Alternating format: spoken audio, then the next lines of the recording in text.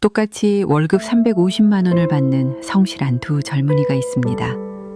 그런데 왜 3년 뒤 한 명은 서울의 작은 집이라도 알아볼 종잣돈 5천만 원을 손에 쥐고 다른 한 명은 카드 돌려막기에 허덕이는 신용불량 위기에 놓이게 되는 걸까요? 우리 구독자님들, 혹시 자녀분들을 보며 혹은 지난날에 나 자신을 떠올리며 이런 답답함 느껴보신 적 없으신가요? 열심히 안 산 것도 아닌데, 악착같이 안 모은 것도 아닌데 왜 내 통장은 항상 비어 있을까 불안하지 않으셨나요? 문제는 성실함이 아니었습니다. 더 좋은 직장도 아니었습니다. 아무도 알려주지 않았던 돈 모으는 결정적인 순서를 몰랐기 때문입니다. 오늘 이 영상을 놓치신다면 당신의 소중한 자녀는, 혹은 어쩌면 바로 당신은 평생 밑빠진 독에 물만 붓는 인생을 살게 될지도 모릅니다. 3년 안에 인생을 바꾸는 5가지 황금 원칙, 지금 바로 공개합니다. 당신은 평생 모은 돈을 단 한 번의 선택으로 잃어버린 아버지를 이해할 수 있겠습니까?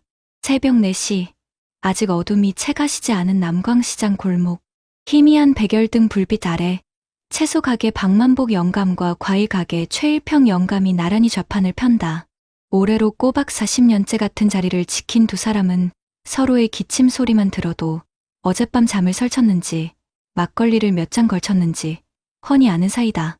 쿨럭 아이고, 이놈의 기침은 동트기 전에 꼭 지가 먼저 온다고 신호를 보내네. 먼저 입을 연 것은 만복 영감이었다.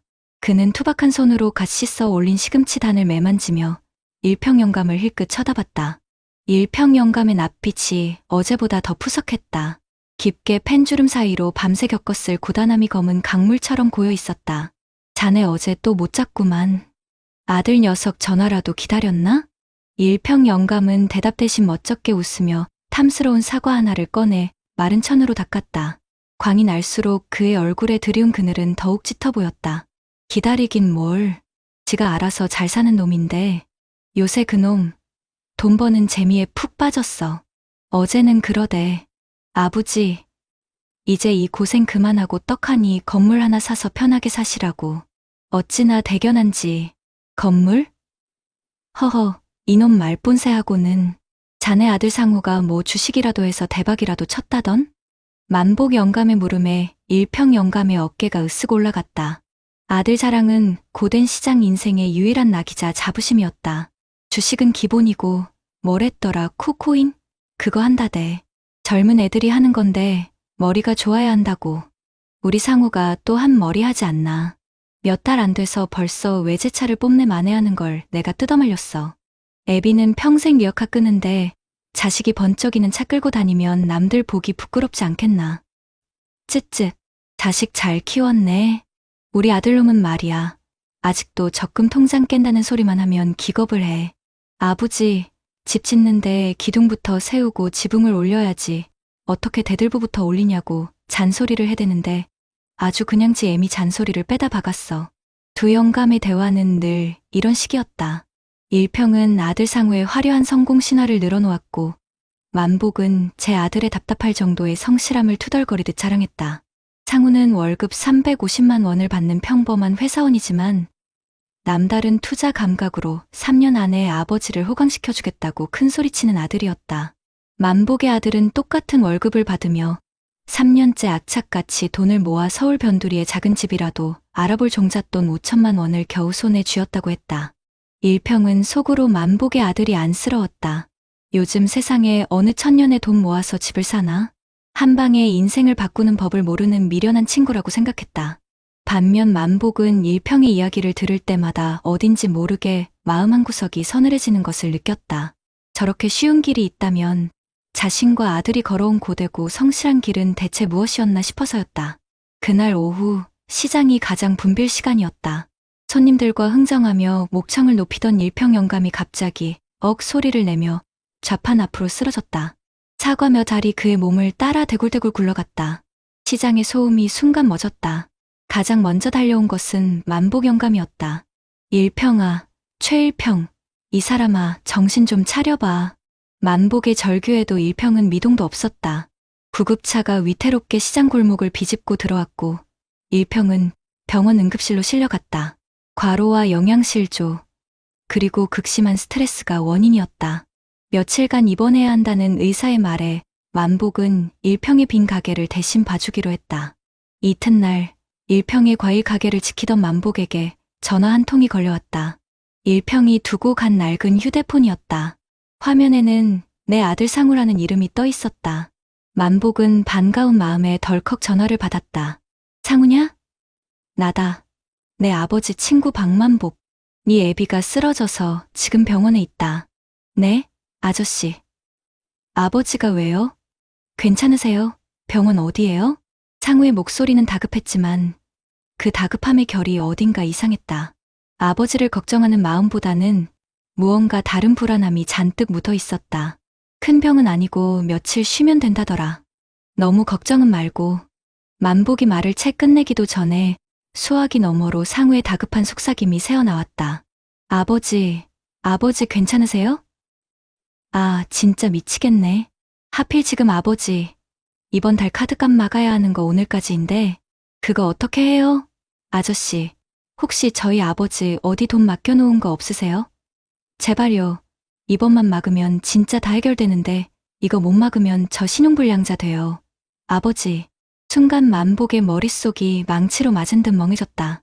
건물주가 되어 아버지를 호강시켜주겠다던 아들의 목소리가 아니었다. 그것은 벼랑 끝에 몰려 마지막 지푸라기라도 잡으려는 절박한 비명이었다. 카드 돌려막기, 신용불량자. 알아들을 수 없는 단어들이 만복의 귀에 비수처럼 날아와 박혔다. 일평이 자랑하던 아들의 성공 신화가 와르르 무너져 내리는 소리가 들렸다. 밑 빠진 도. 만복의 머릿속에 그 단어가 선명하게 떠올랐다. 일평은 평생 허리 한번 펴지 못하고 그 깨진 독에 물을 붓고 있었던 것이다. 며칠 뒤 퇴원한 일평이 힘없이 가게로 돌아왔다. 만복은 아무 말 없이 따뜻한 쌍화차 한 잔을 건넸다. 일평은 말없이 쌍화차만 바라보다가 이내 고개를 떨구고 아이처럼 흐느끼기 시작했다. 그의 어깨는 지난 40년간 쌓아온 세월의 무게보다 더 무겁게 내려앉아 있었다. 내가 다 망쳤어, 만복아. 내 새끼 인생을 내가 다 망쳤다고. 일평의 입에서 모든 진실이 쏟아져 나왔다. 아들 상우는 투자를 해서 돈을 번 것이 아니었다. 처음에는 작은 주식 투자로 시작했지만 손실이 커지자 이를 만회하기 위해 카드론과 현금 서비스에 손을 댔다. 연이자 23%가 넘는 빚은 눈덩이처럼 불어났고 상우는 빚으로 빚을 막는 악순환에 빠져들었다. 일평은 아들이 성공을 향해 나아가는 과정에서 겪는 작은 시련이라 믿었다. 아들의 투자금을 대주기 위해 평생 모은 노후 자금을 내어주고 가게를 담보로 대출까지 받았다. 쓰러지던 그날도 아들의 카드값을 막아주기 위해 사채업자를 만나러 가던 길이었다. 우리 상우가 번듯한 집 한 채는 있어야 장가도 가고 어깨 펴고 살지 않겠나. 내가 조금만 더 밀어주면 금방 일어설 거라고 그렇게 믿었네. 밑 빠진 독인 줄도 모르고 썩은 기둥에 금칠만 하고 있었던 게지. 이 멍청한 늙은이가. 일평은 제 가슴을 치며 통곡했다. 만복은 말없이 그의 등을 두드려 주었다. 한참을 울던 일평이 겨우 진정되자 만복은 가게 구석에 놓여있던 낡은 항아리 하나를 들고 왔다. 귀퉁이가 살짝 깨져 금이 간, 더 이상은 쓸 수 없는 독이었다. 만복은 그 항아리를 일평 앞에 내려놓았다. 일평아. 그의 목소리는 낮고 단단했다. 자네 아들이 집을 짓고 싶어 했지. 그렇지? 일평은 말없이 고개를 끄덕였다. 그런데 말이야. 순서가 틀렸어. 집을 지을 땐 말이다. 가장 먼저 땅부터 파고 주춧돌을 놔야 하는 법이야. 그게 비상금이라는 거다. 갑자기 비가 오고 바람이 불어도 무너지지 않게 버텨주는 돈. 하다못해 300만 원이라도 손에 쥐고 있어야 사람이 불안하지 않은 게야. 만복은 깨진 항아리의 바닥을 손으로 툭툭 쳤다. 그 다음엔 뭘 해야겠나? 주변에 무너질 것 같은 담벼락이 있으면 그거부터 허물고 새로 쌓아야지. 그게 바로 빚 갚는 거다. 특히 신용카드 빚처럼 이자가 무서운 놈들은 내 집 비둥을 갉아먹는 흰개미 같은 놈들이야. 그거부터 안 잡으면 아무리 좋은 집을 지어도 속부터 썩어 문드러지는 걸세. 23% 이자 내는 빚을 갚는 건 말이다. 23%짜리 적금을 드는 것보다 더 확실한 돈벌이야. 그걸 왜 몰랐나. 만복의 목소리가 조금씩 높아졌다. 그의 눈시울도 붉게 젖어들고 있었다. 그 다음에 그제야 기둥을 세우는 거야. 나라에서, 회사에서 도와주는 퇴직연금이니 세금 깎아주는 연금저축이니 하는 단단한 기둥들 말이세. 그건 나라가 우리 같은 늙은이들 굶어 죽지 말라고, 회사가 평생 고생한 값 씌워준다고 공짜로 보태주는 돈이야. 그것도 걷어차고 대체 뭘 한 건가. 그 단단한 기둥들 다 세우고 나서 그래도 돈이 남으면 그때 가서 비로소 예쁜 창문도 달고 멋들어진 대문도 다는 투자라는 걸 하는 걸세. 그게 순서야. 그게 돈 모으는 사람들이 목숨처럼 지키는 원칙이라고. 만복은 숨을 고르며 깨진 항아리를 일평의 눈앞에 바짝 들이밀었다. 금이 간 부분이 유독 도드라져 보였다. 그런데 자네 아들은 뭘 했나? 땅도 안 파고 무너지는 담벼락은 그대로 둔 채로 이 깨진 독에다 금태부터 두르려고 한 게야. 그게 최선이었나? 번쩍이는 금태만 두르면 이 구멍이 저절로 막아질 것 같았나? 만보가 왜 이리 어리석은가. 최일평, 자식 사랑이 어떻게 자식의 눈을 멀게 하는 덫이 되게 만드나. 정신 차려. 이 사람아, 평생 모은 자네 인생을 아들 녀석의 헛된 꿈에 저당 잡히는 게 그게 아비가 할 일이냐고 묻고 있자는가. 만복의 절규에 일평은 무너져 내렸다. 정답이었다. 그가 평생을 바쳐 지키고 싶었던 아들은 그가 평생을 바쳐 쌓아올린 인생의 모든 것을 갉아먹고 있었다. 사랑이라는 이름으로 행해진 가장 어리석은 선택이었다. 그는 아들에게 돈을 대준 것이 아니라 가난과 실패로 가는 지름길을 제 손으로 활짝 열어준 것이었다. 그날 이후 시장의 풍경은 조금 달라졌다. 일평은 아들 상우를 불러 모든 빚 내역을 꺼내놓고 함께 눈물을 쏟았다. 그리고 가장 먼저 금리가 높은 대출부터 갚아나가기 시작했다. 화려한 투자의 꿈은 접었다. 대신 부자가 함께 새벽 시장에 나와 일을 도왔다. 만복은 묵묵히 그들 부자를 지켜보며 가끔 따뜻한 국밥 한 그릇을 사주었다. 어느 맑은 가을날 일을 마친 세 남자가 좌판에 앉아 하늘을 올려다봤다. 상우의 얼굴에서 조급함과 허영이 걷히자 비로소 제 나이의 젊은이다운 건강함이 보였다. 아저씨, 감사합니다. 그리고 죄송합니다. 상우가 만복을 향해 깊이 고개를 숙였다. 고개 들어라. 애비 가슴에 대못 박은 놈이 사과는 길게도 한다. 만복의 퉁명스러운 말에 상우의 얼굴이 빨개졌다. 일평이 아들의 어깨를 감싸며 웃었다. 주름 가득한 그의 얼굴에 아주 오랜만에 편안한 미소가 걸렸다. 괜찮다. 이제부터라도 깨진 곳을 막으면 되지. 인생에서 가장 빠른 시작은 어제였지만 두 번째로 빠른 시작은 바로 오늘이라고들 하지 않더냐. 세 사람은 말없이 파란 가을 하늘을 바라봤다. 완벽하게 모든 것이 해결되진 않았지만 그들은 알고 있었다. 가장 중요한 첫걸음을 떼었다는 것을. 깨진 독에 구멍을 막는 일. 그것은 비단 돈 문제뿐만 아니라 무너진 부자 관계를 회복하고 엉망이 된 인생의 순서를 바로잡는 가장 중요하고도 절실한 첫 번째 단추였다. 그 단추를 채우자 비로소 희망이라는 것이 보이기 시작했다. 여러분 어떠시나요? 위의 사례는 정말 비참하고 서글픈 인생 아닌가요? 하지만 지금부터 소개해드리는 사례는 정반대의 선택으로 행복한 노후를 보내고 있는 분을 소개해드리겠습니다. 올해 68배 김순자 여사는 경기도의 한 소도시에서 조용한 황혼을 보내고 있습니다. 40년간 아이들을 가르쳤던 초등학교 교사라는 명함은 퇴직과 함께 반납했지만 그녀의 하루는 여전히 분주하고 향기롭습니다. 아침이면 베란다에 난초에 물을 주고 점심엔 교사 시절 동료들과 동네 카페에서 볕을 쬐며 이야기를 나눕니다. 매달 어김없이 통장에 들어오는 280만 원 남짓의 공무원 연금은 그녀의 노후를 불안이 아닌 평온으로 채워주는 든든한 버팀목이었습니다. 그녀에게 돈이란 화려한 보석이 아니라 굳은 비를 막아주는 튼튼한 우산과 같은 것이었습니다. 그러던 어느 주말 오후 하나뿐인 아들 민준이 상기된 얼굴로 집을 찾아왔습니다. 중견기업에서 성실하게 일하는 35세 아들은 순자 씨의 가장 큰 자랑이었습니다. 그런데 그날따라 아들의 눈빛은 평소와 달리 조급함과 욕망으로 번들거렸습니다. 어머니, 저 드릴 말씀이 있어요. 정말 엄청난 기회예요. 민준이 꺼내놓은 이야기는 영종도 스마트밸리 복합단지에 대한 것이었습니다. 직장 동료 하나가 상가 부지를 분양받아 몇 달 만에 계약금이 2배로 뛰었다는 것이었습니다. 아들은 자신도 그 기회를 잡아 인생을 바꿔보고 싶다고 그러니 어머니가 평생 월급을 쪼개 모아두신 예금 1억 원을 투자금으로 빌려달라고 했습니다. 민준아, 이건 그냥 투자가 아니에요. 우리 인생을 바꿀 발판이라고요. 2년만 묻어두면 강남에 아파트 한 채 살 돈이 생긴다는데 언제까지 월급만 모아서 아등바등 살아요? 동료는 벌써 외제차 계약했다고요. 아들의 목소리는 확신에 차 있었지만 순자 씨의 마음에는 찬바람이 불었습니다. 평생 교직에 몸담으며 숫자를 가르쳤던 그녀에게 세상에 쉽고 빠른 돈은 없다는 것이 삶의 제1원칙이었습니다. 며칠 뒤 아들은 기어코 그 성공한 동료하는 사람까지 데리고 왔습니다. 말끔하게 차려입은 청년은 알아들을 수 없는 영어 단어를 섞어가며 개발 도면을 펼쳐보였습니다. 지금이 아니면 평생 땅을 치고 후회할 것이라며 요즘 같은 고금리 시대에 은행에 돈을 묶어두는 것만큼 어리석은 일은 없다고 열변을 토했습니다. 아들은 옆에서 안절부절 못하며 어머니를 채근했습니다. 어머니는 제 인생에 관심도 없으세요?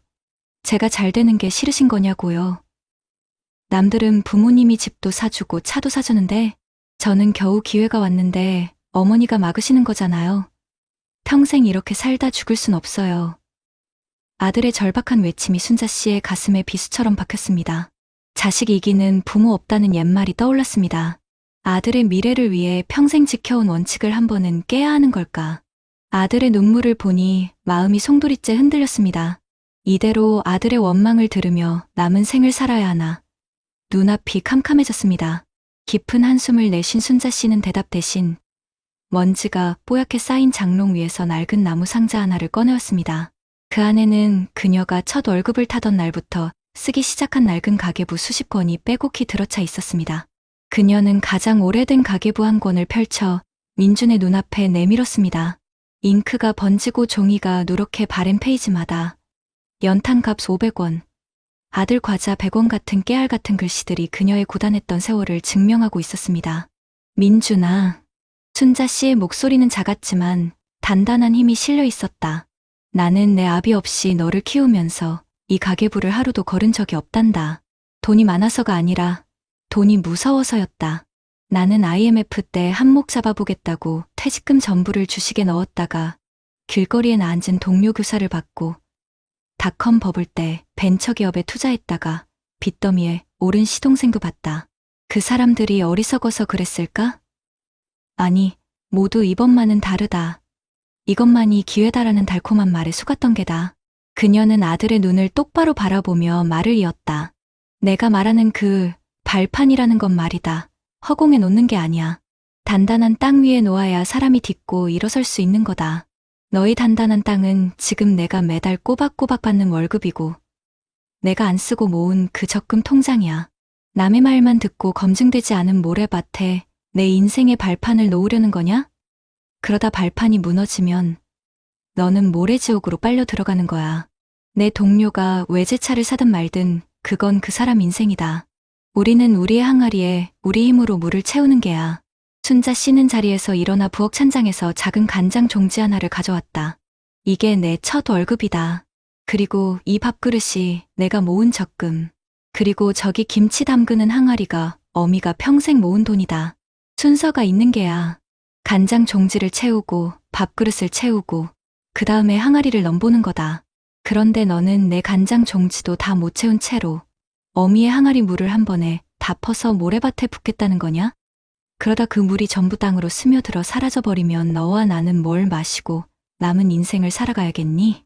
어머니의 말에 민주는 아무 대답도 하지 못했다.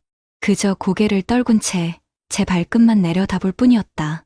헛된 욕망이 거치자 어머니의 주름진 손과 낡은 가계부가 비로소 눈에 들어왔다. 그날 아들은 성공한 동료를 돌려보내고 밤늦도록 어머니와 함께 자신의 재무 계획을 처음부터 다시 세웠다. 그로부터 3년이 흐른 2025년 가을, 민주는 영종도 스마트밸리라는 이름을 뉴스 사회면에서 다시 보게 되었다. 거액의 투자금을 모아 잠적한 기획부동산 사기단에 대한 기사였다. 민준의 동료는 외제차는커녕 은행 빚과 소송에 휘말려 퇴사했다는 소식이 들려왔다. 그 소식을 들은 날 저녁 민주는 작은 화분 하나를 사들고 어머니를 찾았다.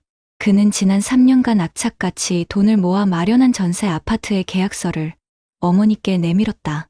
화려한 강남 아파트는 아니었지만 그의 땀과 시간으로 쌓아 올린 견고한 성이었다. 순자 씨는 아들이 내민 계약서를 말없이 받아들고는 베란다의 난초 옆에 아들이 사온 화분을 나란히 놓았다. 활짝 핀 하얀 호접란이 꼭 모자에 웃는 얼굴처럼 보였다. 그녀는 깨닫는다. 자식에게 물려줘야 할 진짜 유산은 돈이 아니라 돈의 무서움을 알고 그것을 다스릴 줄 아는 지혜라는 것을. 평생에 걸쳐 한 방울씩 채워온 그녀의 항아리는 아들의 인생에 가장 든든한 주춧돌이 되어주었다. 화려한 금태는 없었지만 그 어떤 풍파에도 결코 깨지지 않을 단단한 항아리였다. 앞선 사례들을 잘 보셨나요? 이런 문제들과 관련해서 전문가들과 통계 자료를 소개해드리겠습니다. 최일평 어르신의 이야기는 정말 남의 일 같지가 않아서 보는 내내 가슴이 답답했습니다. 아들 잘 되라고 평생 모은 쌈짓돈을 내줬는데 그게 아들의 성공이 아니라 빚잔치에 쏟아붓는 돈이었다니 얼마나 기가 막혔을까요? 사실 이런 비극이 우리 주변에 너무나도 흔하게 일어나고 있다는 게 더 큰 문제입니다. 우리나라 66세 이상 노인 빈곤율이 경제협력개발기구, 그러니까 잘 사는 나라들 모임 중에서 가장 높다고 하지 않습니까? 특히 혼자 사시는 어르신들의 빈곤율은 상상 이상으로 심각합니다. 만복 어르신이 비상금 300만 원은 꼭 쥐고 있어야 한다고 신신당부했지만 당장 그 돈조차 마련하기 어려운 분들이 너무나도 많다는 뜻입니다. 상황이 이렇다 보니 우리 어르신들이 금융범죄의 표적이 되기도 쉽습니다. 실제로 60대 이상 어르신들을 대상으로 한재산 범죄나 전화금융사기 피해액이 해마다 크게 늘고 있습니다. 일평 어르신의 경우처럼 낯선 사기꾼이 아니라 믿었던 자식의 빚내서 투자, 이른바 비투 때문에 온 가족이 나락으로 떨어지는 경우는 더더욱 비참합니다. 전문가들은 이 비투가 얼마나 무서운지 아주 강력하게 경고합니다. 주식이나 코인 같은 투자는 신의 영역이라 불릴 만큼 예측이 어려운데 초보 투자자가 빚까지 내서 뛰어드는 건 실패할 확률이 너무나도 높다는 겁니다. 아들 상우가 외제차를 몰고 다니며 성공한 척했던 것처럼 달콤한 유혹에 빠져들기 쉽지만 그 끝은 결국 눈덩이처럼 불어나는 고금리 빚의 늪일 뿐입니다. 요즘 젊은이들 자녀 키우는데 소득의 4분의 1을 넘게 쓴다고 합니다. 그러다 보니 아이들 때문에 빚을 지는 부모들도 절반이 넘는다고 하니 자식의 경제적 어려움이 결국 부모님의 노후를 위협하는 구조가 되어버린 겁니다. 바로 이때 우리는 김순자 여사님의 지혜를 눈여겨봐야 합니다. 순자 여사님은 아들이 좋은 투자처가 있다며 1억 원을 달라고 했을 때 단칼에 거절했습니다. 세상에 쉽고 빠른 돈은 없다는 평생의 원칙을 지키신 거죠. 그 낡은 가계부가 바로 순자 여사님의 가장 큰 무기였습니다. 전문가들도 순자 여사님이나 만복 어르신이 하신 말씀과 똑같은 조언을 합니다. 노후 자산은 수익률을 높이는 것보다 원금을 잃지 않고 필요할 때 바로 꺼내 쓸 수 있도록 관리하는 게 훨씬 중요하다고 말입니다. 그래서 가진 돈의 일부는 언제든 현금으로 바꿀 수 있게 놔두고 나라에서 주는 국민연금, 회사에서 주는 퇴직연금, 그리고 내가 따로 붙는 개인연금까지 3개의 기둥을 단단히 세워야 한다는 겁니다. 만복 어르신이 이자 23%짜리 빚부터 갚는 게 23%짜리 적금 드는 것보다 더 확실한 돈벌이라고 하셨죠. 이게 바로 정답입니다. 빚이라는 흰개미가 집 기둥을 갉아먹게 내버려 두고 화려한 그림을 걸어봐야 무슨 소용이 있겠습니까? 순자 여사님이 평생에 걸쳐 간장 종지부터 채우고 밥그릇을 채우고 마지막에 항아리를 채우셨던 것처럼 돈 관리에는 반드시 순서가 있습니다. 그 순서를 무시하고 깨진 독에 금태부터 두르려고 하면 최일평 어르신처럼 모든 것을 잃게 되는 겁니다. 결국 부모가 자식에게 물려줘야 할 가장 큰 유산은 돈이 아니라 돈의 무서움을 알고 소중함을 깨닫게 해주는 지혜라는 것을 두 사례가 똑똑히 보여주고 있습니다. 평생 한 방울씩 모아 채운 순자 여사님의 단단한 항아리야말로 어떤 비바람에도 흔들리지 않는 가장 확실한 노후 대비책이라는 점을 꼭 기억하셨으면 좋겠습니다. 그렇다면 앞선 사례들을 해결할 수 있는 방법은 무엇이 있을까요? 먼저 안정적인 노후 소득을 확보하고 빈곤 문제를 해결하는 정책들을 함께 살펴보겠습니다. 최일평 영감님처럼 노후 자금이 고갈되거나 김순자 여사님처럼 연금만으로는 불안감을 느끼는 경우를 막기 위한 방법들이에요.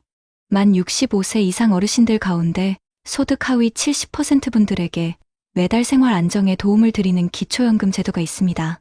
2025년 기준으로는 단독 가구에 약 35만 원 정도가 지급되면서 어르신들의 최소한의 생활을 보장해 드리는 거죠. 노인 빈곤 문제를 해결하는데 아주 직접적인 효과를 보이는 정책이랍니다. 그리고 김순자 여사님처럼 자산은 집 한 채에 묶여 있는데 현금이 부족한 이른바 자산 잠김 문제를 해결하는데 주택연금이라는 제도가 정말 유용해요. 이건 가지고 계신 집을 담보로 맡기고 그 집에 계속 살면서 평생 매달 연금을 받는 방식인데요. 공시가격 12억 원 이하의 주택이라면 신청할 수 있고 국가가 지급을 보증하기 때문에 정말 안정적이에요. 부부 중 한 분이라도 만 55세 이상이면 신청 가능하니 부동산은 있지만 현금이 부족한 어르신들께 아주 좋은 해결책이 될 수 있습니다.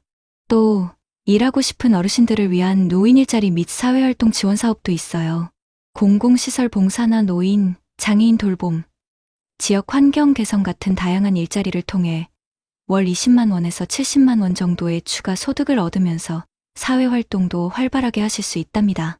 전문가들은 젊을 때부터 국민연금, 퇴직연금, 그리고 개인연금까지 이른바 3층 연금 구조를 튼튼하게 쌓아 올리는 게 가장 중요하다고 강조해요. 이미 은퇴하신 분들이라면 앞서 말씀드린 주택연금을 적극적으로 활용해서 집에 묶여있는 부동산 자산을 현금 흐름으로 바꾸는, 즉 자산의 유동화 전략이 꼭 필요하다고 조언합니다. 자녀에게 집을 물려주는 것보다 내 노후를 스스로 책임지는 품격 있는 삶을 위해 꼭 고려해 볼 만한 선택이 될 수 있죠. 다음으로 빚 후 자녀 리스크와 고금리 부채 문제를 어떻게 관리할 수 있을지 이야기해 볼까요? 최일평 영감님의 아들 상우 씨처럼 자녀의 과도한 빚이 부모님의 노후를 위협하는 안타까운 상황도 있고, 또 우리 스스로 고금리 빚의 늪에 빠지는 경우도 있죠. 이럴 때 신용회복위원회 채무조정 제도를 활용해 볼 수 있습니다. 빚이 감당하기 어려울 정도로 불어났을 때 법적 절차를 통해 이자를 감면하거나 원금 일부를 탕감해주고 상환 기간을 연장해서 다시 정상적인 경제 생활을 할 수 있도록 돕는 제도예요. 상우 씨의 경우처럼 연 23%에 달하는 높은 이자 부담을 이 제도를 통해 크게 줄일 수 있습니다. 그리고 카드론, 현금 서비스, 사채 같은 고금리 대출을 연 10% 내외의 저금리 정책금융 상품으로 바꿔주는 서민금융진흥원 저금리 대환대출, 예를 들어 햇살론 같은 상품들이 있어요. 이걸 활용하면 매달 나가는 이자 부담을 획기적으로 낮추고 빚이 불어나는 속도를 멈출 수 있습니다. 재무 전문가들은 만복 영감님의 조언처럼 돈을 불리는 모든 재테크의 시작은 바로 고금리 부채를 먼저 갚는 것이라고 입을 모아요. 20% 이자 빚을 갚는 건 위험 부담 없이 20% 수익률을 올리는 것과 같다는 말을 늘 강조하죠. 또 부모님들이 자녀의 재정 문제에 있어서는 아주 명확한 선을 그어야 한다고 조언합니다. 자녀가 성인이라면 스스로의 결정에 책임을 지도록 해야 하고, 밑 빠진 독에 물 붓기처럼 계속 지원하는 건 결국 부모님과 자녀 모두를 힘들게 하는 길이라는 것을 기억해야 해요.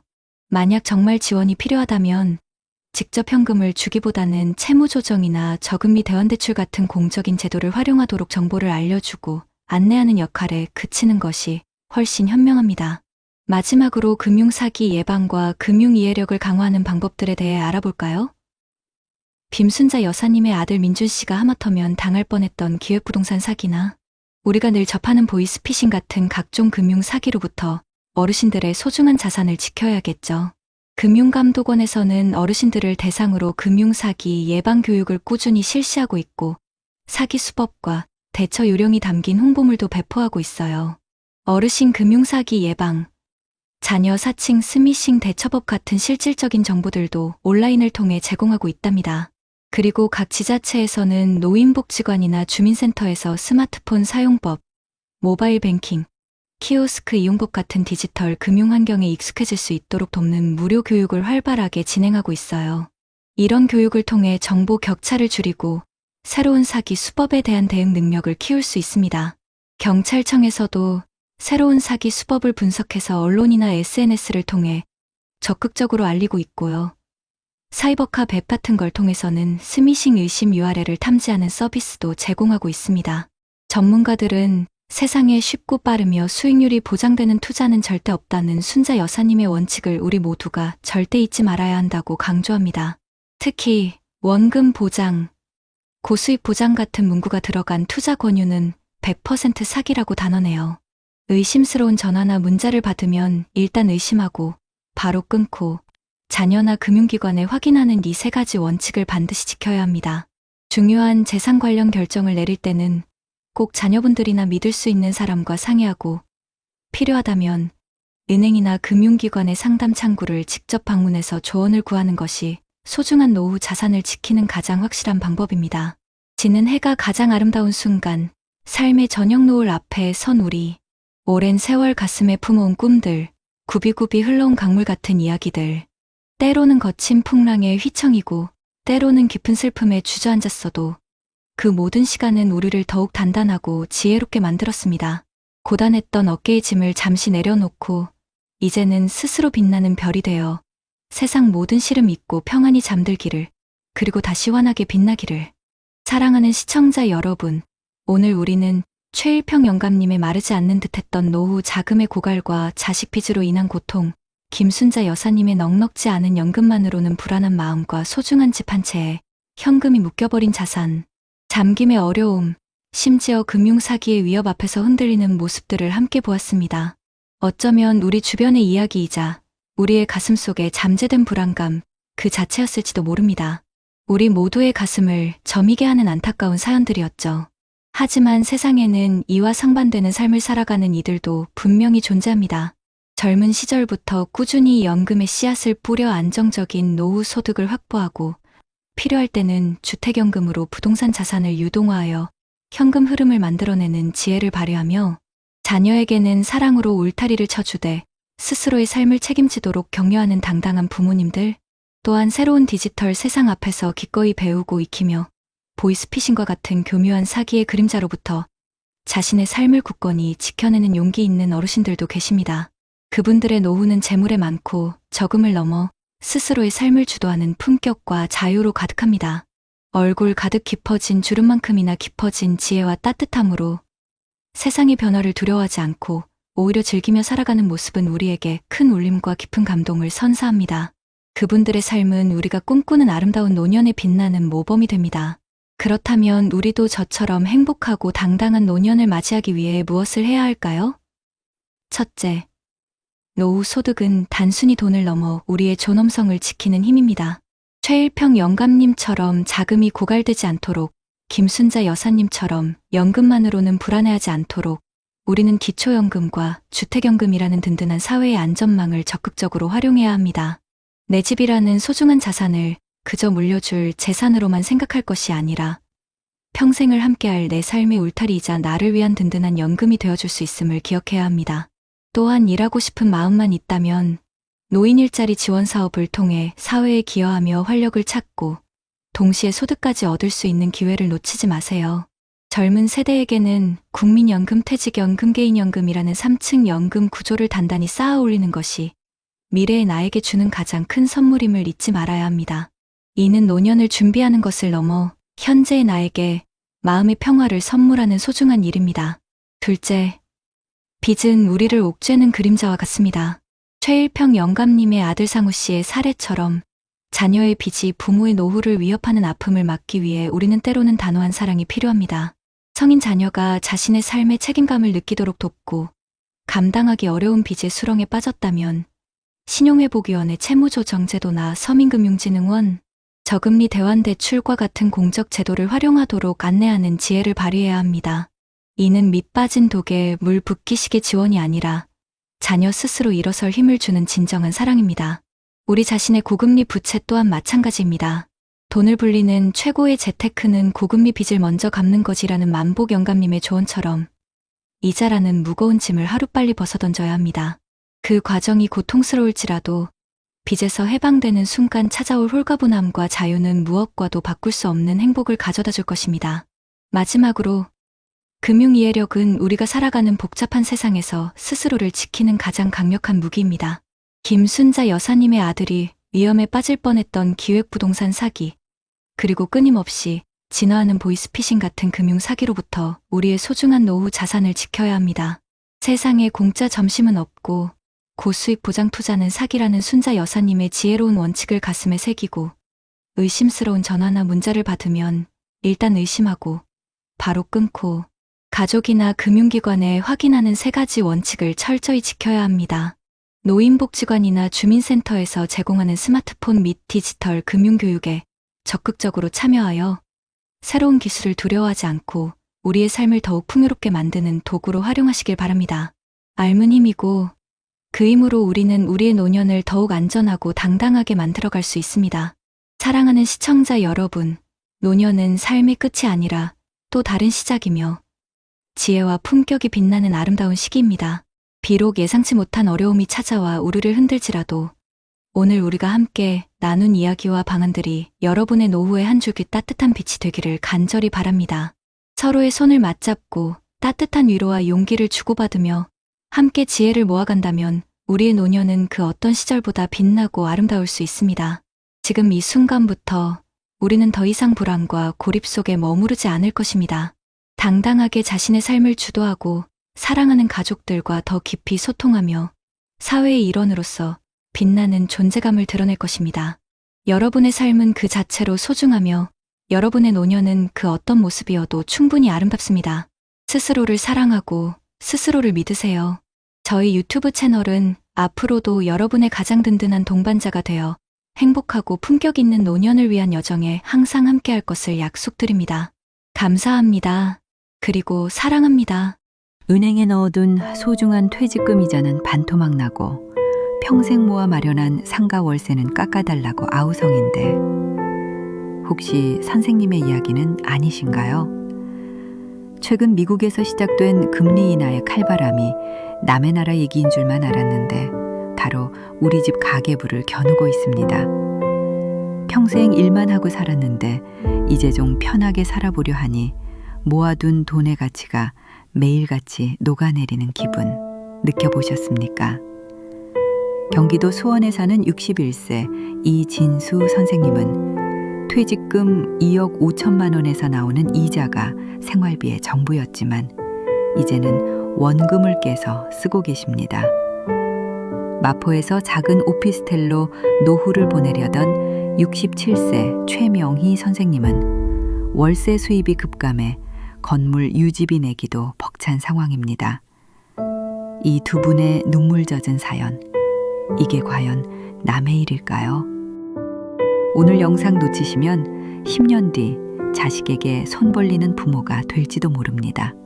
지금 바로 확인하시죠. 여보, 당신은 평생 고생만 했는데 만약에 다시 태어나면 나 같은 놈 말고 부잣집 도련님 만나서 호강 좀 해봐. 알았지? 경기도 성남의 낡은 빌라. 작은 텔레비전 앞에 앉아 있던 김영철은 뜬금없이 아내의 흑백 영정 사진을 향해 혼잣말을 건넸다. 사진 속 아내는 28, 가장 예뻤던 그때 그 시절의 모습으로 활짝 웃고 있었다. TV에서는 연일 떠들어대는 금리 인하 소식이 흘러나왔지만 영철의 귀에는 그저 쇠소리처럼 낯설게만 들렸다.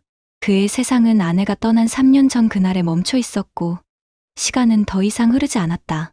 아이고, 아버지, 또 혼자 술 드셨어요? 저녁은 잡섰고요. 현관문이 열리고 외동딸 김수진이 들어왔다. 퇴근길에 사온 따끈한 순댓국 봉지를 식탁 위에 올려놓으며 걱정스러운 눈으로 아버지를 바라봤다. 수진은 아버지의 유일한 버팀목이자 세상과 연결된 마지막 끈이었다. 영철은 딸의 얼굴을 보고서야 멋쩍게 웃으며 손사래를 쳤다. 아니다. 안 마셨다. 그냥 내 엄마 생각이 나서. 저녁은 무슨 이따 먹으려고 했다. 맨날 이따 그러다 속 다 버리셔요. 얼른 데울 테니 앉으세요. 마침 뉴스에서 아버지 얘기 나오네요. 수진이 숟가락을 놓는 사이 앵커의 목소리가 거실을 채웠다. 미 연준의 금리 인하 조치로 인해 국내 시중은행 예금, 금리 또한 하락세가 불가피할 전망입니다. 특히 이자 수입에 의존하는 은퇴 생활자들의 영철은 못 들은 척 고개를 돌렸다. 저 뉴스는 마치 자신의 심장을 후벼 파는 것만 같았다. 30년간 쉼 없이 일했던 정유회사, 기름 냄새 밴 작업복을 입고 청춘을 바친 대가로 손에 쥔 퇴직금 3억 원. 아내가 살아있었다면 이 돈으로 세계 여행이라도 떠났을 테지만 이제는 그저 통장 속 숫자에 불과했다. 영철은 아내가 남긴 마지막 말처럼 이 돈만큼은 절대 허투루 쓰지 않겠다고 다짐했다. 그래서 가장 안전하다는 은행 예금에 꼬박꼬박 묻어두고 그 이자로만 생활했다. 처음 몇 년은 그럭저럭 괜찮았다. 한 달에 100만 원 남짓한 이자는 비록 넉넉지는 않았지만 아내의 병원비로 짐 빚을 갚고 수진의 결혼 자금까지 조금씩 모을 수 있는 희망이었다. 하지만 세상은 영철의 편이 아니었다. 작년부터 꺾이기 시작한 금리는 바닥을 모르고 곤두박질 쳤고 어느새 이자 수입은 반토막이 나 있었다. 60만 원. 그것이 지금 영철이 한 달 동안 손에 쥐는 돈의 전부였다. 월세 40만 원을 내고 나면 고작 20만 원이 남았다. 그걸로 공과금을 내고 식비를 해결하고 가끔 찾아오는 손녀에게 용돈이라도 쥐어주려면 턱없이 부족했다. 결국 그는 얼마 전부터 원금을 깨기 시작했다. 야금야금 마치 존벌레가 옷을 갉아먹듯 퇴직금이 줄어드는 것을 보면서도 어쩔 도리가 없었다. 아버지, 저번에 말씀드린 거요. 그 주식형 펀드라도 한번 알아보시면. 됐다. 그놈의 펀드, 주식 소리 좀 그만해라. 내 아빠는 그런 거 모른다. 평생 땀 흘려번 돈을 어떻게 그런 투전판에 던지냐. 내 엄마가 하늘에서 보고 있다. 영철은 버럭 소리를 질렀다. 사실은 두려웠다. 모르는 세계에 발을 들였다가 평생의 결실을 한순간에 잃을까봐. 아내와의 약속을 지키지 못할까봐. 그는 그저 이 지긋지긋한 현실에서 눈을 감고 싶을 뿐이었다. 수지는 더 이상 말을 잇지 못했다. 아버지의 고집과 두려움을 누구보다 잘 알기 때문이었다. 그녀는 묵묵히 순댓국을 아버지의 밥그릇에 퍼담았다. 뚝배기에서 피어오르는 김이 두 사람 사이의 어색한 침묵을 잠시나마 덮어주었다. 그날 밤, 영철은 잠을 이루지 못했다. 천장에 어른거리는 아내의 얼굴 위로 통장 잔고가 시시각각 줄어드는 환영이 겹쳐 보였다. 그는 어둠 속에서 조용히 흐느꼈다. 며칠 뒤 영철은 수진의 성화에 못 이겨 은행을 찾았다. 혹시나 하는 마음에 정말 손톱만큼의 희망이라도 붙잡고 싶었다. 번호표를 뽑고 기다리는 시간은 연겁처럼 길게 느껴졌다. 주변에는 자신과 비슷한 연배의 사람들이 잔뜩 앉아 있었다. 그들의 얼굴에도 영철과 같은 불안과 초조함이 역력했다. 고객님, 현재로서는 정기예금 금리가 더 오를 가능성은 희박합니다. 오히려 추가 인하 가능성도 배제할 수 없는 상황이라. 젊은 은행 직원의 목소리는 기계처럼 차갑고 단호했다. 영철은 마지막 희망의 끈이 툭 하고 끊어지는 소리를 들었다. 그는 힘없이 의자에서 일어나 은행을 나섰다. 밖은 어느새 해가 저물고 있었다.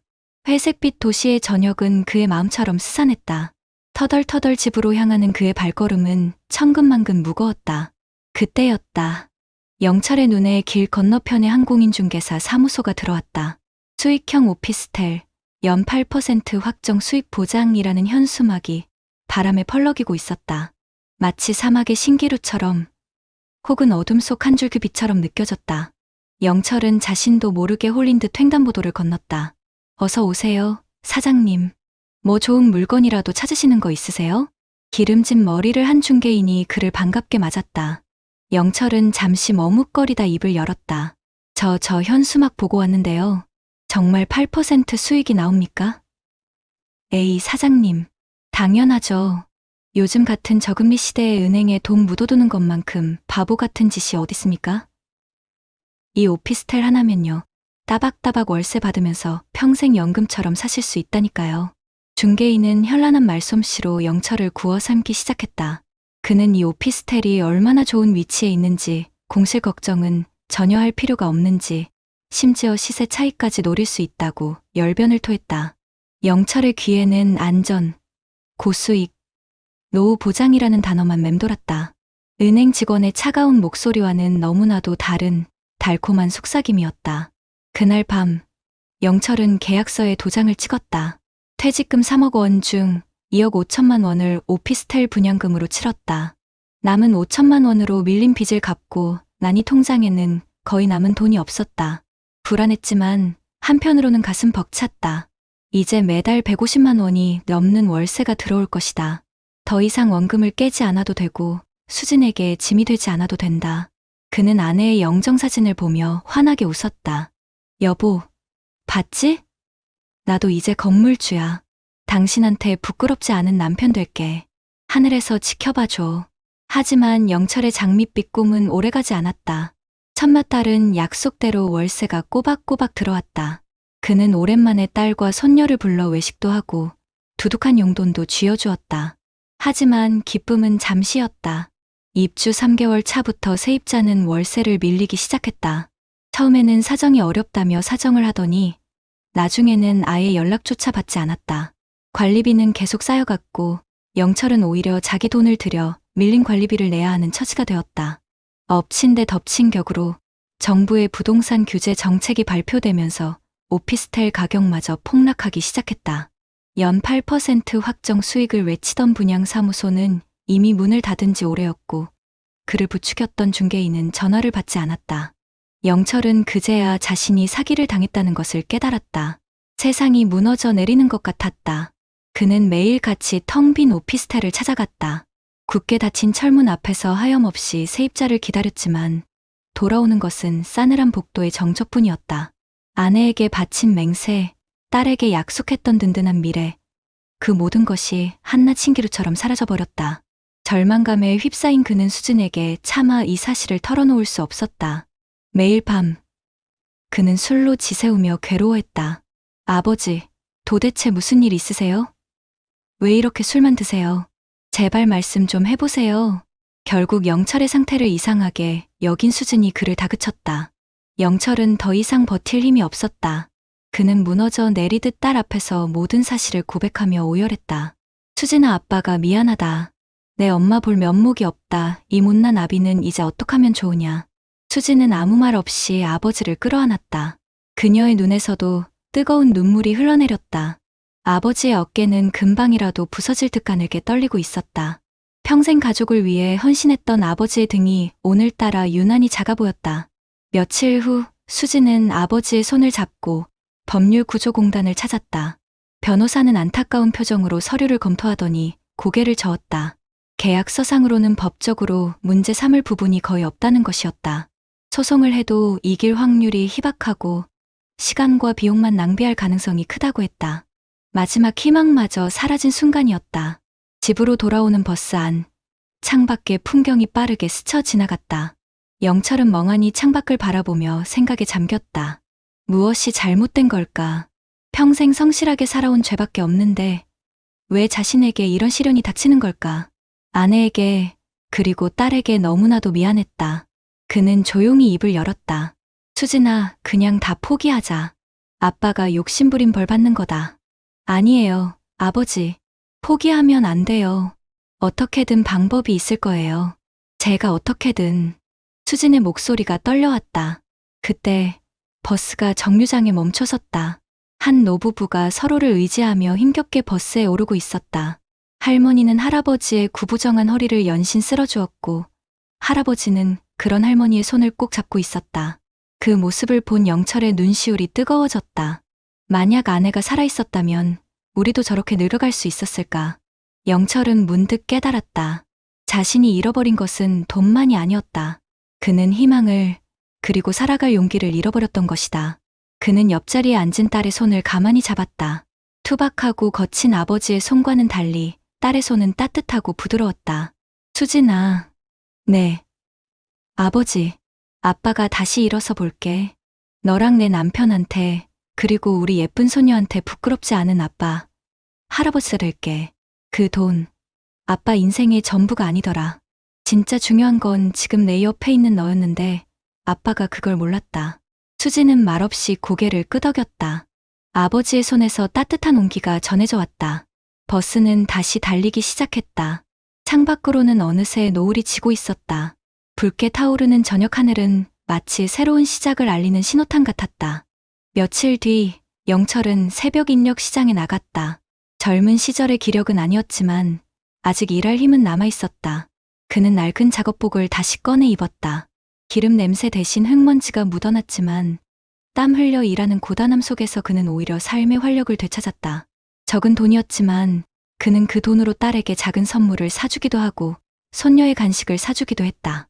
통장 잔고는 비어갔지만 그의 마음은 그 어느 때보다 풍요로워졌다.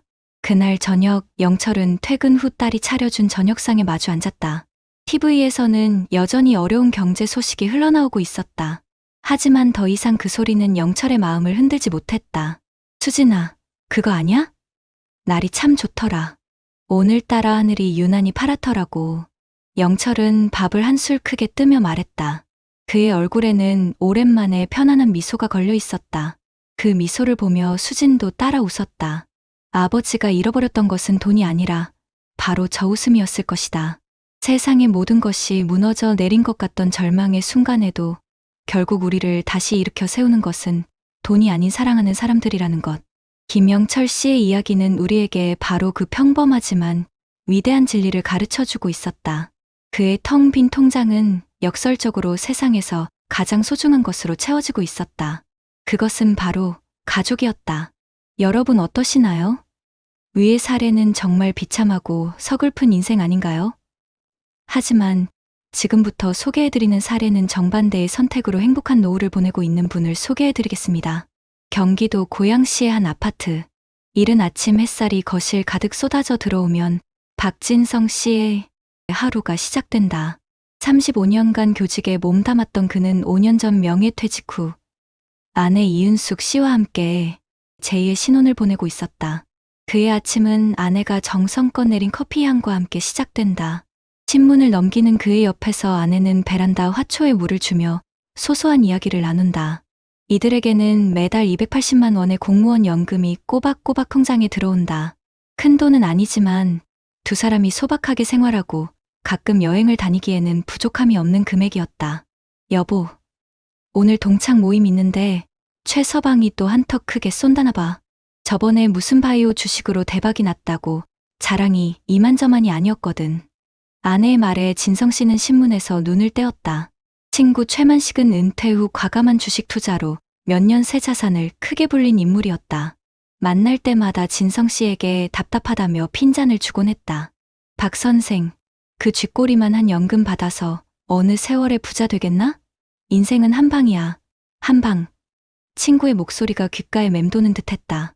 사실 진성 씨도 흔들리지 않았다면 거짓말이다.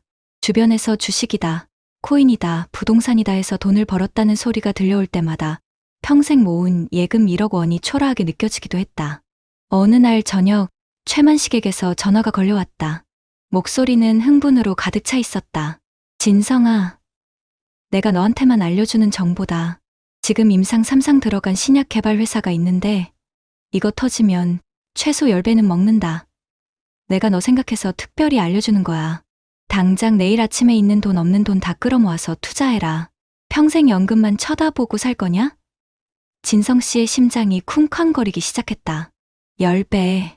그 말은 마법처럼 그의 이성을 마비시켰다. 1억이 10억이 되는 상상. 아내에게 번듯한 집 한 채 사주고 자식들 도움 없이 세계 일주를 하는 꿈 같은 미래가 눈앞에 아른거렸다. 그날 밤 진성 씨는 잠을 설쳤다. 통장을 열었다 닫았다, 컴퓨터로 주식창을 켰다 껐다를 반복했다. 그의 마음속에서 안정과 욕심이라는 두 마리 개가 맹렬하게 싸우고 있었다. 날이 밝아오자 그는 결국 결심한 듯 아내를 깨웠다. 여보, 나 당신이랑 상의할 게 있는데. 그는 밤새 고민했던 이야기를 조심스럽게 꺼냈다. 아내 은숙 씨는 말없이 남편의 이야기를 끝까지 들어주었다. 그리고는 조용히 찻잔을 내려놓고 남편의 손을 잡았다. 여보, 우리는 부자가 되려고 평생을 아등바등 살아온 게 아니잖아요. 우리는 그저 오늘처럼 아침에 같이 커피 마시고 주말에는 손주들 재롱 보면서 아프지 않고 함께 늙어가는 게 꿈 아니었어요? 아내의 따뜻한 한마디는 그 어떤 재테크 전문가의 조언보다 그의 마음을 깊게 파고들었다. 당신 말이 맞아. 내가 잠시 헛된 꿈을 꿨나 보오. 진성 씨는 그제야 마음을 다잡고 친구에게 정중히 거절 문자를 보냈다. 그 후로 몇 달이 지났다. 진성 씨는 친구의 권유를 잊고 다시 평온한 일상을 되찾았다. 아내와 함께 동네 문화센터에서 서예를 배우고 주말이면 작은 텃밭을 가꾸는 재미에 푹 빠져 살았다.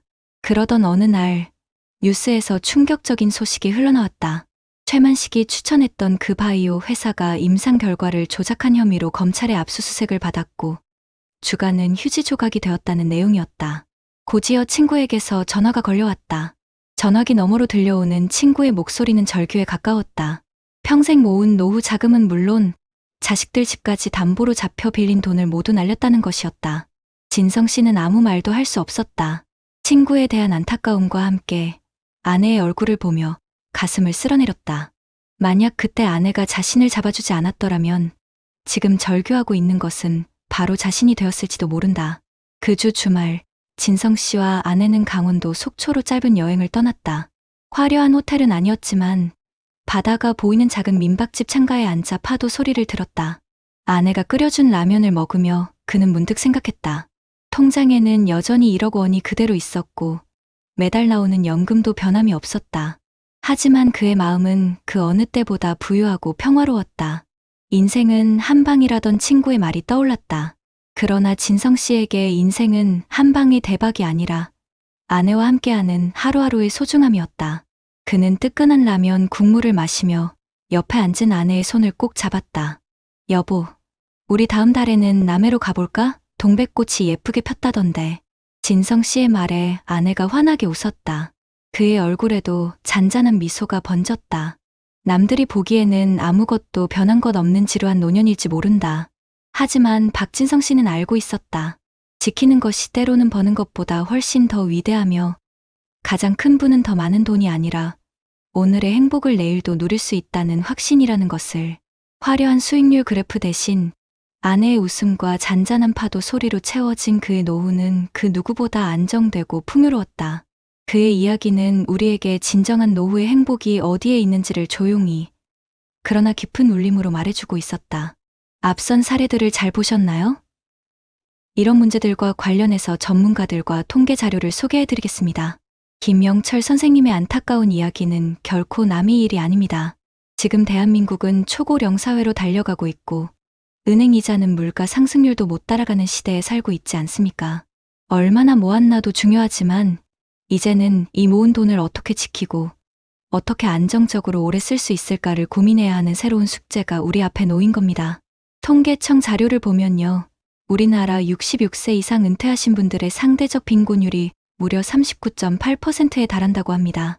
이게 경제협력개발기구, 그러니까 잘 사는 나라들 모임에서 최고 수준이라는 거예요. 왜 이럴까요? 대부분의 자산이 아파트 한 채, 부동산에 묶여 있다 보니 당장 쓸 수 있는 현금이 부족한 분들이 많습니다. 그러니 김영철 선생님처럼 매달 꼬박꼬박 생활비를 만들어줄 수 있다는 말에 귀가 솔깃해지는 거죠.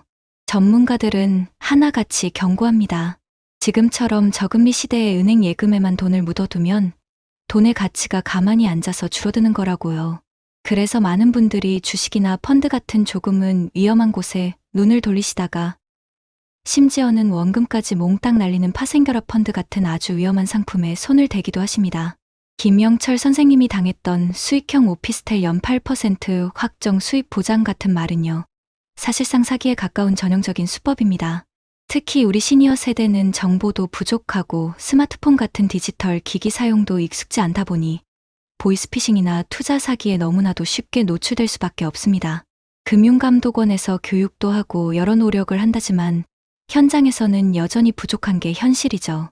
김영철 선생님의 사례는 우리에게 두 가지를 똑똑히 보여줍니다.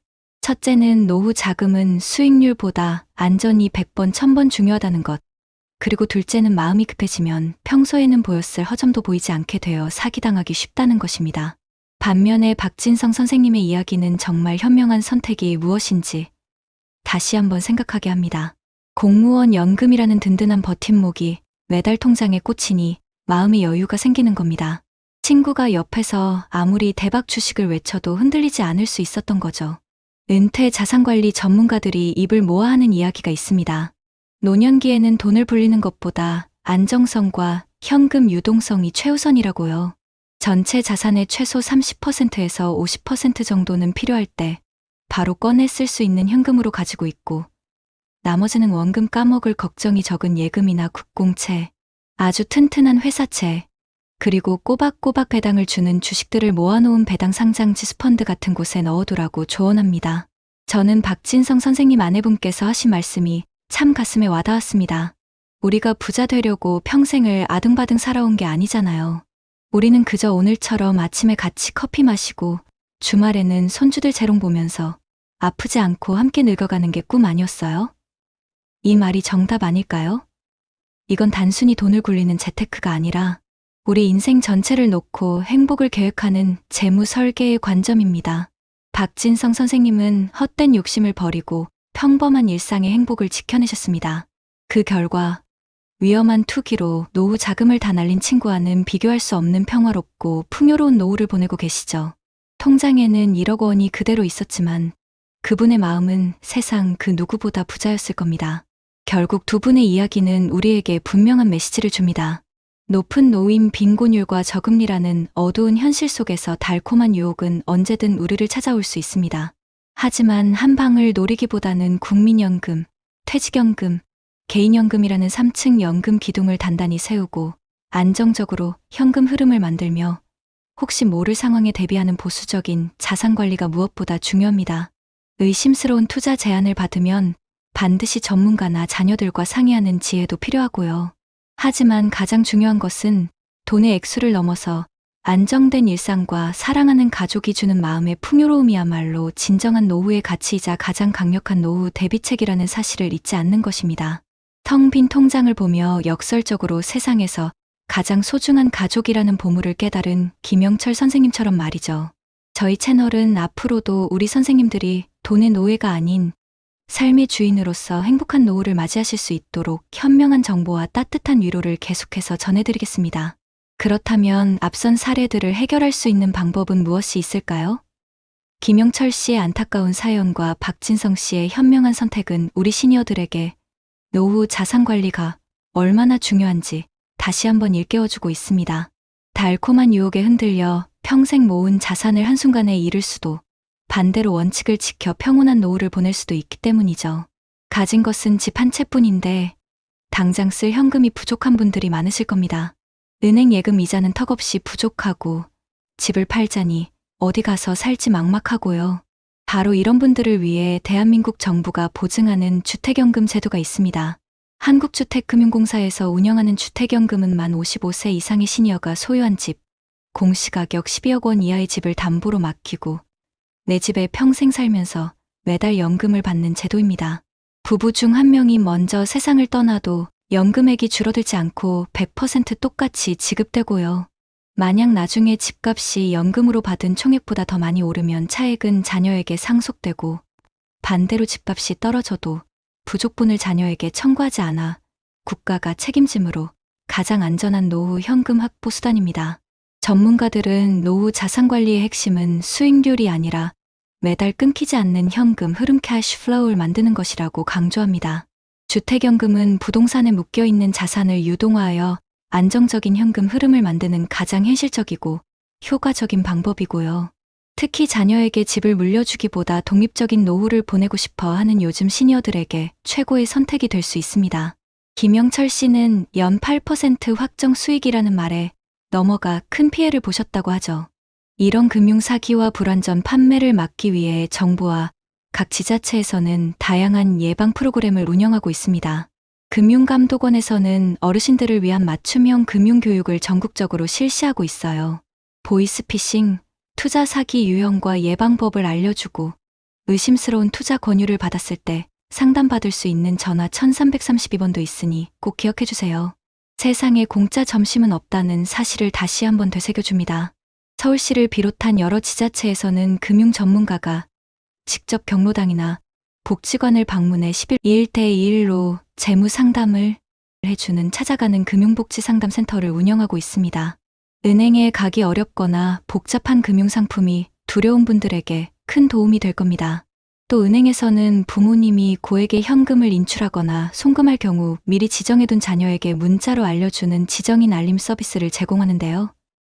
이것도 금융사기를 막는 훌륭한 안전장치가 될 수 있습니다. 전문가들은 투자를 권유받았을 때 그 자리에서 바로 결정하는 것이 가장 위험하다고 조언합니다. 나중에 자녀와 상의해보고 다시 오겠다. 이 한마디가 수억 원의 자산을 지켜줄 수 있다고 합니다. 또한 원금 보장과 고수익이라는 두 단어가 함께 쓰이면 100% 사기라고 봐도 무방합니다.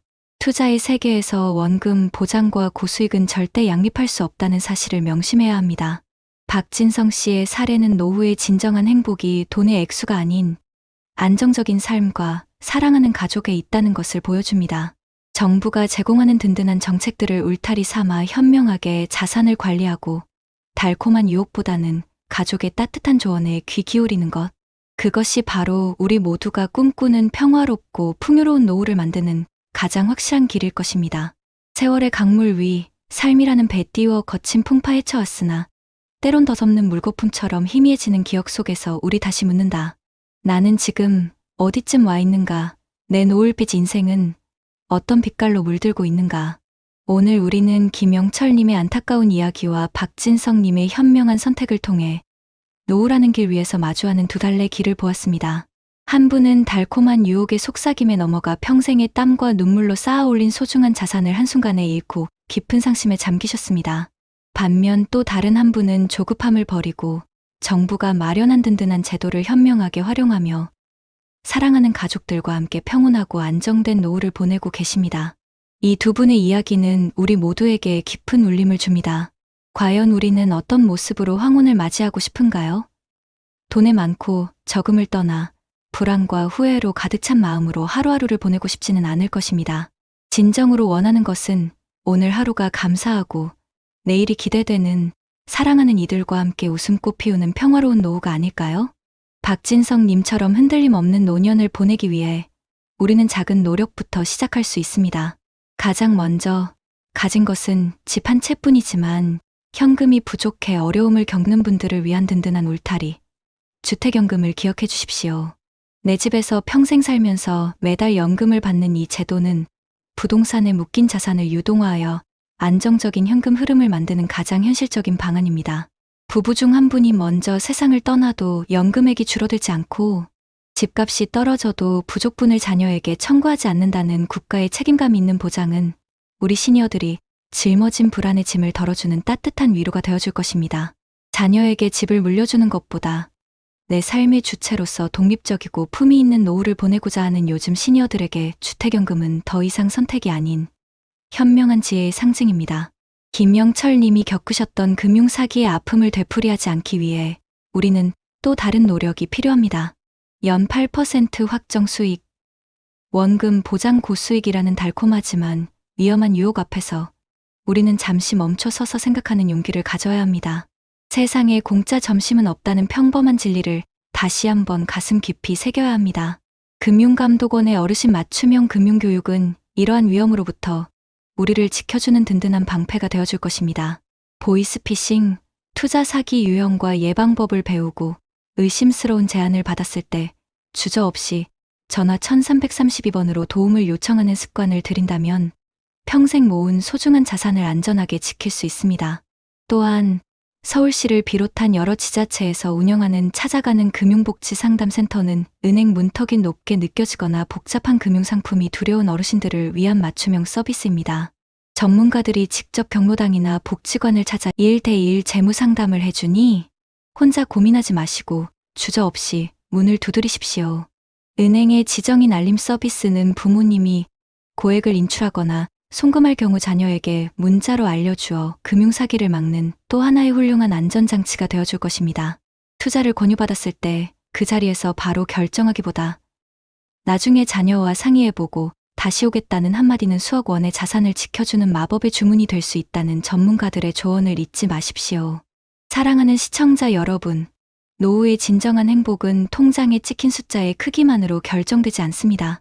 안정적인 삶을 위한 현명한 준비, 그리고 사랑하는 가족들과 함께 나누는 따뜻한 마음이야말로 우리 인생의 가장 값진 보물입니다.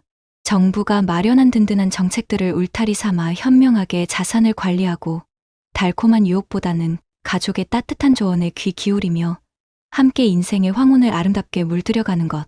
그것이 바로 우리가 꿈꾸는 평화롭고 풍요로운 노후를 만드는 가장 확실하고 감동적인 길입니다. 지금 이 순간 당신의 삶이 어떤 빛깔이든 괜찮습니다. 오늘부터 시작되는 작은 변화와 현명한 선택들이 모여 당신의 남은 인생을 더 아름답고 찬란하게 빛낼 것이라고 저는 믿습니다.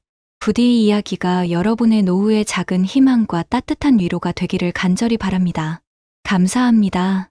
은행에 넣어둔 소중한 퇴직금 이자는 반토막 나고 평생 모아 마련한 상가 월세는 깎아달라고 아우성인데 혹시 선생님의 이야기는 아니신가요?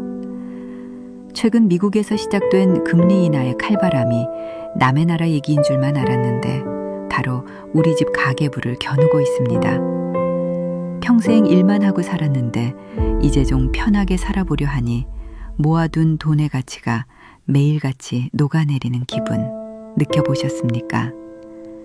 경기도 수원에 사는 61세 이진수 선생님은 퇴직금 2억 5천만 원에서 나오는 이자가 생활비의 전부였지만 이제는 원금을 깨서 쓰고 계십니다. 마포에서 작은 오피스텔로 노후를 보내려던 67세 최명희 선생님은 월세 수입이 급감해 건물 유지비 내기도 벅찬 상황입니다. 이 두 분의 눈물 젖은 사연, 이게 과연 남의 일일까요? 오늘 영상 놓치시면 10년 뒤 자식에게 손 벌리는 부모가 될지도 모릅니다. 지금 바로 확인하시죠. 여보, 당신은 평생 고생만 했는데 만약에 다시 태어나면 나 같은 놈 말고 부잣집 도련님 만나서 호강 좀 해봐. 알았지? 경기도 성남의 낡은 빌라. 작은 텔레비전 앞에 앉아 있던 김영철은 뜬금없이 아내의 흑백 영정사진을 향해 혼잣말을 건넸다. 사진 속 아내는 28, 가장 예뻤던 그때 그 시절의 모습으로 활짝 웃고 있었다. TV에서는 연일 떠들어대는 금리 인하 소식이 흘러나왔지만 영철의 귀에는 그저 쇠소리처럼 낯설게만 들렸다. 그의 세상은 아내가 떠난 3년 전 그날에 멈춰 있었고 시간은 더 이상 흐르지 않았다. 아이고, 아버지, 또 혼자 술 드셨어요? 저녁은 잡섰고요. 현관문이 열리고 외동딸 김수진이 들어왔다. 퇴근길에 사온 따끈한 순댓국 봉지를 식탁 위에 올려놓으며 걱정스러운 눈으로 아버지를 바라봤다. 수진은 아버지의 유일한 버팀목이자 세상과 연결된 마지막 끈이었다. 영철은 딸의 얼굴을 보고서야 멋쩍게 웃으며 손사래를 쳤다. 아니다. 안 마셨다. 그냥 내 엄마 생각이 나서. 저녁은 무슨 이따 먹으려고 했다. 맨날 이따 그러다 속 다 버리셔요. 얼른 데울 테니 앉으세요. 마침 뉴스에서 아버지 얘기 나오네요. 수진이 숟가락을 놓는 사이 앵커의 목소리가 거실을 채웠다. 미 연준의 금리 인하 조치로 인해 국내 시중은행 예금, 금리 또한 하락세가 불가피할 전망입니다. 특히 이자 수입에 의존하는 은퇴 생활자들의 영철은 못 들은 척 고개를 돌렸다. 저 뉴스는 마치 자신의 심장을 후벼 파는 것만 같았다. 30년간 쉼 없이 일했던 정유회사, 기름 냄새 밴 작업복을 입고 청춘을 바친 대가로 손에 쥔 퇴직금 3억 원. 아내가 살아있었다면 이 돈으로 세계 여행이라도 떠났을 테지만 이제는 그저 통장 속 숫자에 불과했다. 영철은 아내가 남긴 마지막 말처럼 이 돈만큼은 절대 허투루 쓰지 않겠다고 다짐했다. 그래서 가장 안전하다는 은행 예금에 꼬박꼬박 묻어두고 그 이자로만 생활했다. 처음 몇 년은 그럭저럭 괜찮았다. 한 달에 100만 원 남짓한 이자는 비록 넉넉지는 않았지만 아내의 병원비로 진 빚을 갚고 수진의 결혼 자금까지 조금씩 모을 수 있는 희망이었다. 하지만 세상은 영철의 편이 아니었다. 작년부터 꺾이기 시작한 금리는 바닥을 모르고 곤두박질 쳤고 어느새 이자 수입은 반토막이 나 있었다. 60만 원. 그것이 지금 영철이 한 달 동안 손에 쥐는 돈의 전부였다. 월세 40만 원을 내고 나면 고작 20만 원이 남았다. 그걸로 공과금을 내고 식비를 해결하고 가끔 찾아오는 손녀에게 용돈이라도 쥐어주려면 턱없이 부족했다. 결국 그는 얼마 전부터 원금을 깨기 시작했다. 야금야금 마치 존벌레가 옷을 갉아먹듯 퇴직금이 줄어드는 것을 보면서도 어쩔 도리가 없었다. 아버지, 저번에 말씀드린 거요. 그 주식형 펀드라도 한번 알아보시면. 됐다. 그놈의 펀드, 주식 소리 좀 그만해라. 내 아빠는 그런 거 모른다. 평생 땀 흘려번 돈을 어떻게 그런 투전판에 던지냐. 내 엄마가 하늘에서 보고 있다. 영철은 버럭 소리를 질렀다. 사실은 두려웠다. 모르는 세계에 발을 들였다가 평생의 결실을 한순간에 잃을까봐. 아내와의 약속을 지키지 못할까봐. 그는 그저 이 지긋지긋한 현실에서 눈을 감고 싶을 뿐이었다. 수지는 더 이상 말을 잇지 못했다. 아버지의 고집과 두려움을 누구보다 잘 알기 때문이었다. 그녀는 묵묵히 순댓국을 아버지의 밥그릇에 퍼담았다. 뚝배기에서 피어오르는 김이 두 사람 사이의 어색한 침묵을 잠시나마 덮어주었다. 그날 밤, 영철은 잠을 이루지 못했다. 천장에 어른거리는 아내의 얼굴 위로 통장 잔고가 시시각각 줄어드는 환영이 겹쳐 보였다. 그는 어둠 속에서 조용히 흐느꼈다. 며칠 뒤 영철은 수진의 성화에 못 이겨 은행을 찾았다. 혹시나 하는 마음에 정말 손톱만큼의 희망이라도 붙잡고 싶었다. 번호표를 뽑고 기다리는 시간은 연겁처럼 길게 느껴졌다. 주변에는 자신과 비슷한 연배의 사람들이 잔뜩 앉아 있었다. 그들의 얼굴에도 영철과 같은 불안과 초조함이 역력했다. 고객님, 현재로서는 정기예금 금리가 더 오를 가능성은 희박합니다. 오히려 추가 인하 가능성도 배제할 수 없는 상황이라 젊은 은행 직원의 목소리는 기계처럼 차갑고 단호했다. 영철은 마지막 희망의 끈이 툭 하고 끊어지는 소리를 들었다. 그는 힘없이 의자에서 일어나 은행을 나섰다. 밖은 어느새 해가 저물고 있었다. 회색빛 도시의 저녁은 그의 마음처럼 스산했다. 터덜터덜 집으로 향하는 그의 발걸음은 천근만근 무거웠다. 그때였다. 영철의 눈에 길 건너편의 항공인중개사 사무소가 들어왔다. 수익형 오피스텔, 연 8% 확정 수익 보장이라는 현수막이 바람에 펄럭이고 있었다. 마치 사막의 신기루처럼 혹은 어둠 속 한 줄기 빛처럼 느껴졌다. 영철은 자신도 모르게 홀린 듯 횡단보도를 건넜다. 어서 오세요, 사장님. 뭐 좋은 물건이라도 찾으시는 거 있으세요? 기름진 머리를 한 중개인이 그를 반갑게 맞았다. 영철은 잠시 머뭇거리다 입을 열었다. 저 현수막 보고 왔는데요. 정말 8% 수익이 나옵니까? 에이, 사장님. 당연하죠. 요즘 같은 저금리 시대에 은행에 돈 묻어두는 것만큼 바보 같은 짓이 어딨습니까? 이 오피스텔 하나면요. 따박따박 월세 받으면서 평생 연금처럼 사실 수 있다니까요. 중개인은 현란한 말솜씨로 영철을 구워 삶기 시작했다.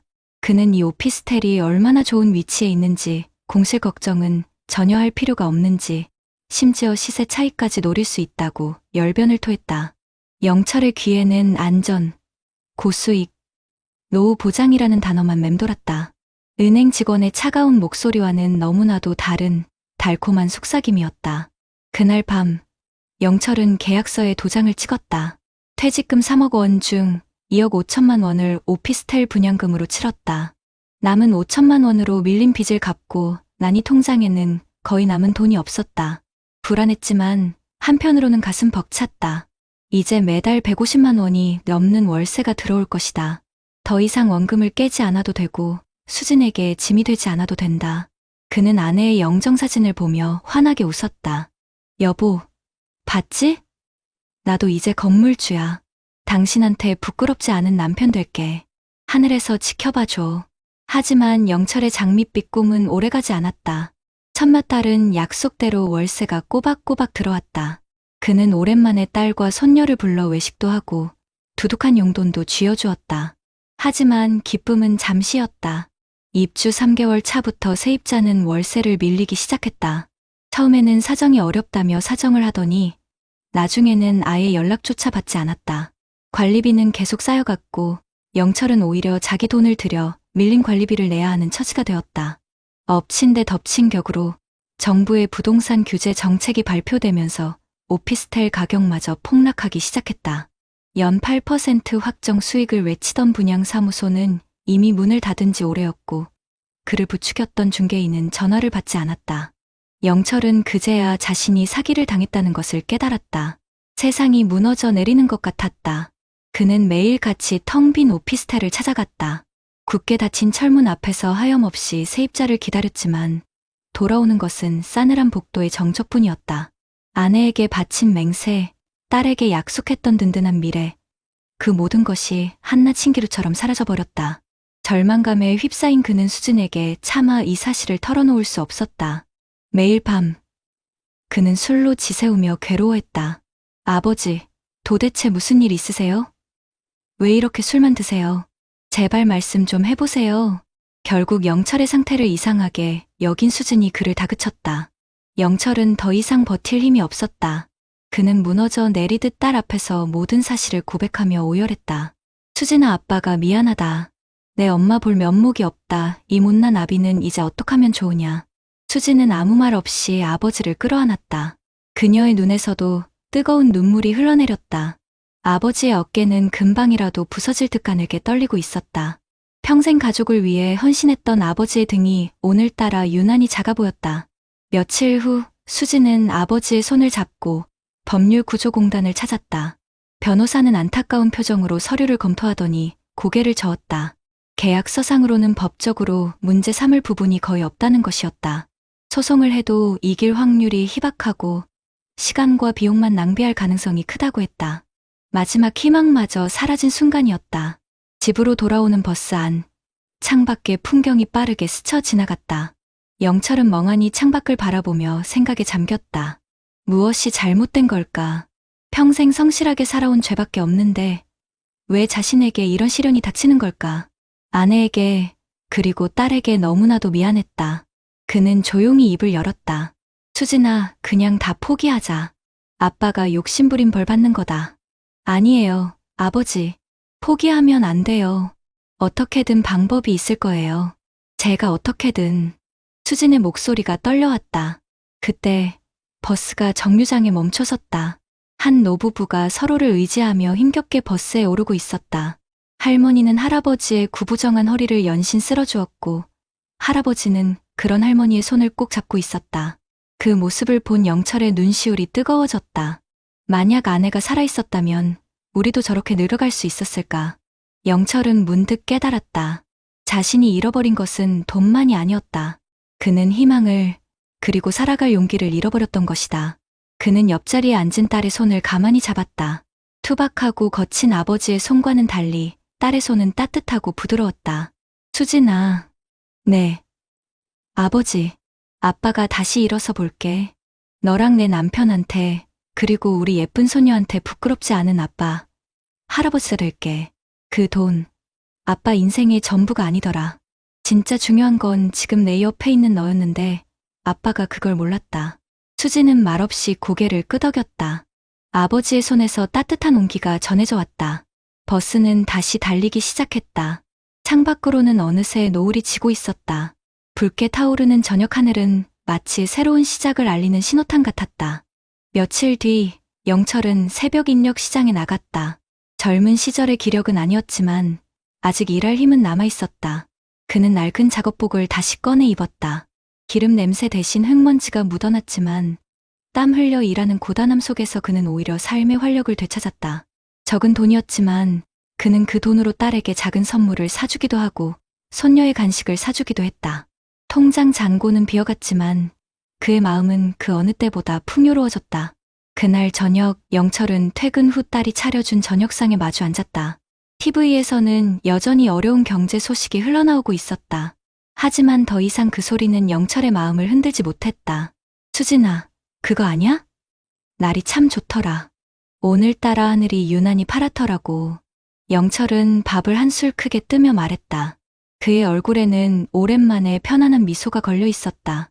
그 미소를 보며 수진도 따라 웃었다. 아버지가 잃어버렸던 것은 돈이 아니라 바로 저 웃음이었을 것이다. 세상의 모든 것이 무너져 내린 것 같던 절망의 순간에도 결국 우리를 다시 일으켜 세우는 것은 돈이 아닌 사랑하는 사람들이라는 것. 김영철 씨의 이야기는 우리에게 바로 그 평범하지만 위대한 진리를 가르쳐주고 있었다. 그의 텅 빈 통장은 역설적으로 세상에서 가장 소중한 것으로 채워지고 있었다. 그것은 바로 가족이었다. 여러분 어떠시나요? 위의 사례는 정말 비참하고 서글픈 인생 아닌가요? 하지만 지금부터 소개해드리는 사례는 정반대의 선택으로 행복한 노후를 보내고 있는 분을 소개해드리겠습니다. 경기도 고양시의 한 아파트. 이른 아침 햇살이 거실 가득 쏟아져 들어오면 박진성 씨의 하루가 시작된다. 35년간 교직에 몸담았던 그는 5년 전 명예퇴직 후 아내 이윤숙 씨와 함께 제2의 신혼을 보내고 있었다. 그의 아침은 아내가 정성껏 내린 커피 향과 함께 시작된다. 신문을 넘기는 그의 옆에서 아내는 베란다 화초에 물을 주며 소소한 이야기를 나눈다. 이들에게는 매달 280만 원의 공무원 연금이 꼬박꼬박 통장에 들어온다.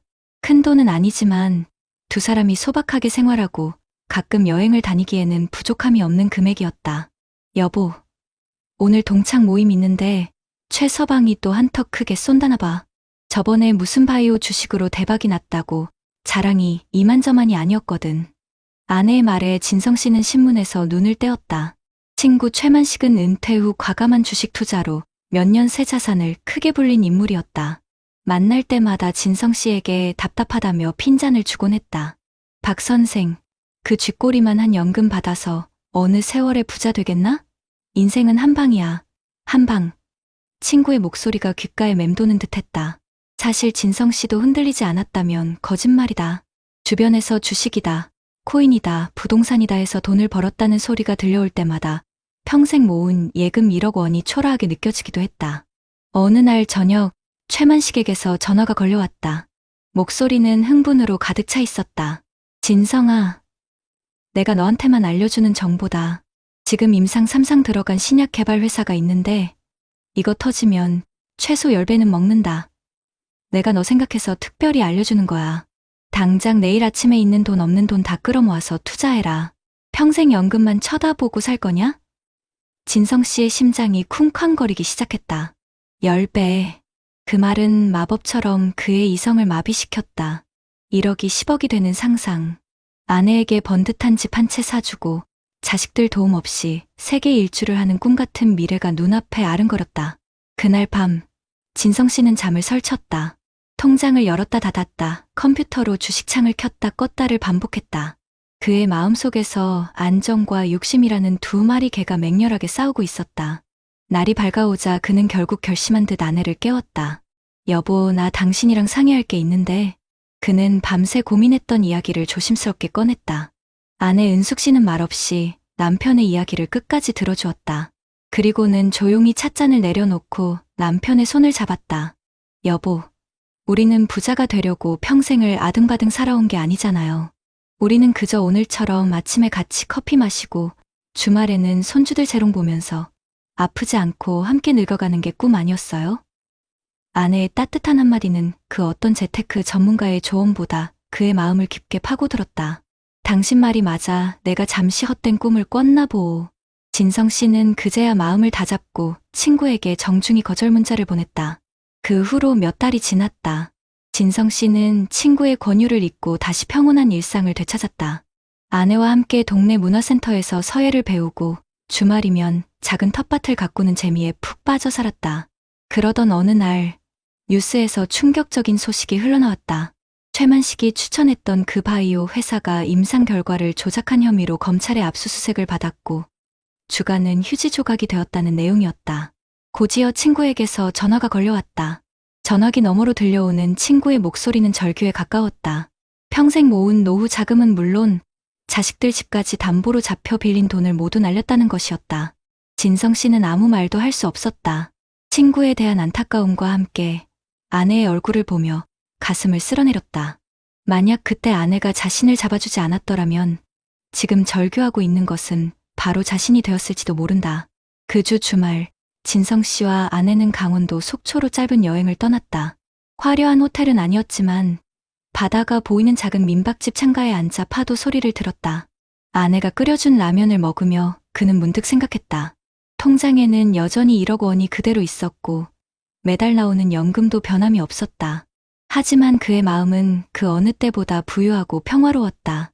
인생은 한 방이라던 친구의 말이 떠올랐다. 그러나 진성 씨에게 인생은 한 방의 대박이 아니라 아내와 함께하는 하루하루의 소중함이었다. 그는 뜨끈한 라면 국물을 마시며 옆에 앉은 아내의 손을 꼭 잡았다. 여보, 우리 다음 달에는 남해로 가볼까? 동백꽃이 예쁘게 폈다던데. 진성 씨의 말에 아내가 환하게 웃었다. 그의 얼굴에도 잔잔한 미소가 번졌다. 남들이 보기에는 아무것도 변한 것 없는 지루한 노년일지 모른다. 하지만 박진성 씨는 알고 있었다. 지키는 것이 때로는 버는 것보다 훨씬 더 위대하며 가장 큰 부는 더 많은 돈이 아니라 오늘의 행복을 내일도 누릴 수 있다는 확신이라는 것을. 화려한 수익률 그래프 대신 아내의 웃음과 잔잔한 파도 소리로 채워진 그의 노후는 그 누구보다 안정되고 풍요로웠다. 그의 이야기는 우리에게 진정한 노후의 행복이 어디에 있는지를 조용히 그러나 깊은 울림으로 말해주고 있었다. 앞선 사례들을 잘 보셨나요? 이런 문제들과 관련해서 전문가들과 통계 자료를 소개해드리겠습니다. 김영철 선생님의 안타까운 이야기는 결코 남의 일이 아닙니다. 지금 대한민국은 초고령 사회로 달려가고 있고 은행 이자는 물가 상승률도 못 따라가는 시대에 살고 있지 않습니까? 얼마나 모았나도 중요하지만 이제는 이 모은 돈을 어떻게 지키고 어떻게 안정적으로 오래 쓸 수 있을까를 고민해야 하는 새로운 숙제가 우리 앞에 놓인 겁니다. 통계청 자료를 보면요. 우리나라 66세 이상 은퇴하신 분들의 상대적 빈곤율이 무려 39.8%에 달한다고 합니다. 이게 경제협력개발기구, 그러니까 잘 사는 나라들 모임에서 최고 수준이라는 거예요. 왜 이럴까요? 대부분의 자산이 아파트 한 채, 부동산에 묶여 있다 보니 당장 쓸 수 있는 현금이 부족한 분들이 많습니다. 그러니 김영철 선생님처럼 매달 꼬박꼬박 생활비를 만들어줄 수 있다는 말에 귀가 솔깃해지는 거죠. 전문가들은 하나같이 경고합니다. 지금처럼 저금리 시대에 은행 예금에만 돈을 묻어두면 돈의 가치가 가만히 앉아서 줄어드는 거라고요. 그래서 많은 분들이 주식이나 펀드 같은 조금은 위험한 곳에 눈을 돌리시다가 심지어는 원금까지 몽땅 날리는 파생결합 펀드 같은 아주 위험한 상품에 손을 대기도 하십니다. 김영철 선생님이 당했던 수익형 오피스텔 연 8% 확정 수익 보장 같은 말은요. 사실상 사기에 가까운 전형적인 수법입니다. 특히 우리 시니어 세대는 정보도 부족하고 스마트폰 같은 디지털 기기 사용도 익숙지 않다 보니 보이스피싱이나 투자 사기에 너무나도 쉽게 노출될 수밖에 없습니다. 금융감독원에서 교육도 하고 여러 노력을 한다지만 현장에서는 여전히 부족한 게 현실이죠. 김영철 선생님의 사례는 우리에게 두 가지를 똑똑히 보여줍니다. 첫째는 노후 자금은 수익률보다 안전이 100번, 1000번 중요하다는 것. 그리고 둘째는 마음이 급해지면 평소에는 보였을 허점도 보이지 않게 되어 사기당하기 쉽다는 것입니다. 반면에 박진성 선생님의 이야기는 정말 현명한 선택이 무엇인지 다시 한번 생각하게 합니다. 공무원 연금이라는 든든한 버팀목이 매달 통장에 꽂히니 마음의 여유가 생기는 겁니다. 친구가 옆에서 아무리 대박 주식을 외쳐도 흔들리지 않을 수 있었던 거죠. 은퇴 자산관리 전문가들이 입을 모아 하는 이야기가 있습니다. 노년기에는 돈을 불리는 것보다 안정성과 현금 유동성이 최우선이라고요. 전체 자산의 최소 30%에서 50% 정도는 필요할 때 바로 꺼내 쓸 수 있는 현금으로 가지고 있고 나머지는 원금 까먹을 걱정이 적은 예금이나 국공채, 아주 튼튼한 회사채, 그리고 꼬박꼬박 배당을 주는 주식들을 모아놓은 배당 상장 지수펀드 같은 곳에 넣어두라고 조언합니다. 저는 박진성 선생님 아내분께서 하신 말씀이 참 가슴에 와닿았습니다. 우리가 부자 되려고 평생을 아등바등 살아온 게 아니잖아요. 우리는 그저 오늘처럼 아침에 같이 커피 마시고 주말에는 손주들 재롱 보면서 아프지 않고 함께 늙어가는 게 꿈 아니었어요? 이 말이 정답 아닐까요? 이건 단순히 돈을 굴리는 재테크가 아니라 우리 인생 전체를 놓고 행복을 계획하는 재무 설계의 관점입니다. 박진성 선생님은 헛된 욕심을 버리고 평범한 일상의 행복을 지켜내셨습니다. 그 결과 위험한 투기로 노후 자금을 다 날린 친구와는 비교할 수 없는 평화롭고 풍요로운 노후를 보내고 계시죠. 통장에는 1억 원이 그대로 있었지만 그분의 마음은 세상 그 누구보다 부자였을 겁니다. 결국 두 분의 이야기는 우리에게 분명한 메시지를 줍니다. 높은 노인 빈곤율과 저금리라는 어두운 현실 속에서 달콤한 유혹은 언제든 우리를 찾아올 수 있습니다.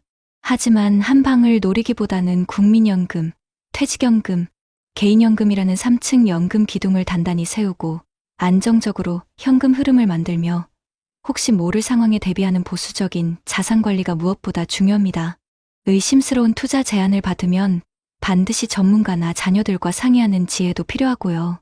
하지만 가장 중요한 것은 돈의 액수를 넘어서 안정된 일상과 사랑하는 가족이 주는 마음의 풍요로움이야말로 진정한 노후의 가치이자 가장 강력한 노후 대비책이라는 사실을 잊지 않는 것입니다. 텅 빈 통장을 보며 역설적으로 세상에서 가장 소중한 가족이라는 보물을 깨달은 김영철 선생님처럼 말이죠. 저희 채널은 앞으로도 우리 선생님들이 돈의 노예가 아닌 삶의 주인으로서 행복한 노후를 맞이하실 수 있도록 현명한 정보와 따뜻한 위로를 계속해서 전해드리겠습니다. 그렇다면 앞선 사례들을 해결할 수 있는 방법은 무엇이 있을까요? 김영철 씨의 안타까운 사연과 박진성 씨의 현명한 선택은 우리 시니어들에게 노후 자산 관리가 얼마나 중요한지 다시 한번 일깨워주고 있습니다. 달콤한 유혹에 흔들려 평생 모은 자산을 한순간에 잃을 수도 반대로 원칙을 지켜 평온한 노후를 보낼 수도 있기 때문이죠. 가진 것은 집 한 채뿐인데 당장 쓸 현금이 부족한 분들이 많으실 겁니다. 은행 예금 이자는 턱없이 부족하고 집을 팔자니 어디 가서 살지 막막하고요. 바로 이런 분들을 위해 대한민국 정부가 보증하는 주택연금 제도가 있습니다. 한국주택금융공사에서 운영하는 주택연금은 만 55세 이상의 시니어가 소유한 집, 공시가격 12억 원 이하의 집을 담보로 맡기고 내 집에 평생 살면서 매달 연금을 받는 제도입니다. 부부 중 한 명이 먼저 세상을 떠나도 연금액이 줄어들지 않고 100% 똑같이 지급되고요. 만약 나중에 집값이 연금으로 받은 총액보다 더 많이 오르면 차액은 자녀에게 상속되고 반대로 집값이 떨어져도 부족분을 자녀에게 청구하지 않아 국가가 책임지므로 가장 안전한 노후 현금 확보 수단입니다. 전문가들은 노후 자산관리의 핵심은 수익률이 아니라 매달 끊기지 않는 현금 흐름 캐시플로우를 만드는 것이라고 강조합니다. 주택연금은 부동산에 묶여있는 자산을 유동화하여 안정적인 현금 흐름을 만드는 가장 현실적이고 효과적인 방법이고요. 특히 자녀에게 집을 물려주기보다 독립적인 노후를 보내고 싶어 하는 요즘 시니어들에게 최고의 선택이 될 수 있습니다. 김영철 씨는 연 8% 확정 수익이라는 말에 넘어가 큰 피해를 보셨다고 하죠. 이런 금융 사기와 불완전 판매를 막기 위해 정부와 각 지자체에서는 다양한 예방 프로그램을 운영하고 있습니다. 금융감독원에서는 어르신들을 위한 맞춤형 금융교육을 전국적으로 실시하고 있어요. 보이스피싱, 투자 사기 유형과 예방법을 알려주고 의심스러운 투자 권유를 받았을 때 상담받을 수 있는 전화 1332번도 있으니 꼭 기억해주세요. 세상에 공짜 점심은 없다는 사실을 다시 한번 되새겨줍니다. 서울시를 비롯한 여러 지자체에서는 금융 전문가가 직접 경로당이나 복지관을 방문해 1대1로 재무 상담을 해주는 찾아가는 금융복지상담센터를 운영하고 있습니다. 은행에 가기 어렵거나 복잡한 금융상품이 두려운 분들에게 큰 도움이 될 겁니다. 또 은행에서는 부모님이 고액의 현금을 인출하거나 송금할 경우 미리 지정해둔 자녀에게 문자로 알려주는 지정인 알림 서비스를 제공하는데요. 이것도 금융사기를 막는 훌륭한 안전장치가 될 수 있습니다. 전문가들은 투자를 권유받았을 때 그 자리에서 바로 결정하는 것이 가장 위험하다고 조언합니다. 나중에 자녀와 상의해보고 다시 오겠다. 이 한마디가 수억 원의 자산을 지켜줄 수 있다고 합니다. 또한 원금 보장과 고수익이라는 두 단어가 함께 쓰이면 100% 사기라고 봐도 무방합니다. 투자의 세계에서 원금 보장과 고수익은 절대 양립할 수 없다는 사실을 명심해야 합니다. 박진성 씨의 사례는 노후의 진정한 행복이 돈의 액수가 아닌 안정적인 삶과 사랑하는 가족에 있다는 것을 보여줍니다. 정부가 제공하는 든든한 정책들을 울타리 삼아 현명하게 자산을 관리하고 달콤한 유혹보다는 가족의 따뜻한 조언에 귀 기울이는 것.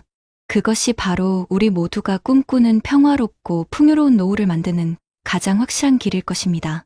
세월의 강물 위 삶이라는 배 띄워 거친 풍파 헤쳐왔으나 때론 더섭는 물거품처럼 희미해지는 기억 속에서 우리 다시 묻는다. 나는 지금 어디쯤 와 있는가? 내 노을빛 인생은 어떤 빛깔로 물들고 있는가? 오늘 우리는 김영철님의 안타까운 이야기와 박진성님의 현명한 선택을 통해 노후라는 길 위에서 마주하는 두 달의 길을 보았습니다. 한 분은 달콤한 유혹의 속삭임에 넘어가 평생의 땀과 눈물로 쌓아 올린 소중한 자산을 한순간에 잃고 깊은 상심에 잠기셨습니다. 반면 또 다른 한 분은 조급함을 버리고 정부가 마련한 든든한 제도를 현명하게 활용하며 사랑하는 가족들과 함께 평온하고 안정된 노후를 보내고 계십니다. 이 두 분의 이야기는 우리 모두에게 깊은 울림을 줍니다. 과연 우리는 어떤 모습으로 황혼을 맞이하고 싶은가요? 돈에 많고 적음을 떠나 불안과 후회로 가득 찬 마음으로 하루하루를 보내고 싶지는 않을 것입니다. 진정으로 원하는 것은 오늘 하루가 감사하고 내일이 기대되는 사랑하는 이들과 함께 웃음꽃 피우는 평화로운 노후가 아닐까요? 박진성 님처럼 흔들림 없는 노년을 보내기 위해 우리는 작은 노력부터 시작할 수 있습니다. 가장 먼저 가진 것은 집 한 채뿐이지만 현금이 부족해 어려움을 겪는 분들을 위한 든든한 울타리, 주택연금을 기억해 주십시오. 내 집에서 평생 살면서 매달 연금을 받는 이 제도는 부동산에 묶인 자산을 유동화하여 안정적인 현금 흐름을 만드는 가장 현실적인 방안입니다. 부부 중 한 분이 먼저 세상을 떠나도 연금액이 줄어들지 않고 집값이 떨어져도 부족분을 자녀에게 청구하지 않는다는 국가의 책임감 있는 보장은 우리 시니어들이 짊어진 불안의 짐을 덜어주는 따뜻한 위로가 되어줄 것입니다. 자녀에게 집을 물려주는 것보다 내 삶의 주체로서 독립적이고 품위 있는 노후를 보내고자 하는 요즘 시니어들에게 주택연금은 더 이상 선택이 아닌 현명한 지혜의 상징입니다. 김영철 님이 겪으셨던 금융사기의 아픔을 되풀이하지 않기 위해 우리는 또 다른 노력이 필요합니다. 연 8% 확정 수익, 원금 보장 고수익이라는 달콤하지만 위험한 유혹 앞에서 우리는 잠시 멈춰서서 생각하는 용기를 가져야 합니다. 세상에 공짜 점심은 없다는 평범한 진리를 다시 한번 가슴 깊이 새겨야 합니다. 금융감독원의 어르신 맞춤형 금융교육은 이러한 위험으로부터 우리를 지켜주는 든든한 방패가 되어줄 것입니다. 보이스피싱, 투자 사기 유형과 예방법을 배우고 의심스러운 제안을 받았을 때 주저없이 전화 1332번으로 도움을 요청하는 습관을 들인다면 평생 모은 소중한 자산을 안전하게 지킬 수 있습니다. 또한 서울시를 비롯한 여러 지자체에서 운영하는 찾아가는 금융복지상담센터는 은행 문턱이 높게 느껴지거나 복잡한 금융상품이 두려운 어르신들을 위한 맞춤형 서비스입니다. 전문가들이 직접 경로당이나 복지관을 찾아 1대1 재무상담을 해주니 혼자 고민하지 마시고 주저없이 문을 두드리십시오. 은행의 지정인 알림 서비스는 부모님이 고액을 인출하거나 송금할 경우 자녀에게 문자로 알려주어 금융사기를 막는 또 하나의 훌륭한 안전장치가 되어줄 것입니다. 투자를 권유받았을 때 그 자리에서 바로 결정하기보다 나중에 자녀와 상의해보고 다시 오겠다는 한마디는 수억 원의 자산을 지켜주는 마법의 주문이 될 수 있다는 전문가들의 조언을 잊지 마십시오. 사랑하는 시청자 여러분, 노후의 진정한 행복은 통장에 찍힌 숫자의 크기만으로 결정되지 않습니다. 안정적인 삶을 위한 현명한 준비, 그리고 사랑하는 가족들과 함께 나누는 따뜻한 마음이야말로 우리 인생의 가장 값진 보물입니다. 정부가 마련한 든든한 정책들을 울타리 삼아 현명하게 자산을 관리하고 달콤한 유혹보다는 가족의 따뜻한 조언에 귀 기울이며 함께 인생의 황혼을 아름답게 물들여가는 것. 그것이 바로 우리가 꿈꾸는 평화롭고 풍요로운 노후를 만드는 가장 확실하고 감동적인 길입니다. 지금 이 순간 당신의 삶이 어떤 빛깔이든 괜찮습니다. 오늘부터 시작되는 작은 변화와 현명한 선택들이 모여 당신의 남은 인생을 더 아름답고 찬란하게 빛낼 것이라고 저는 믿습니다.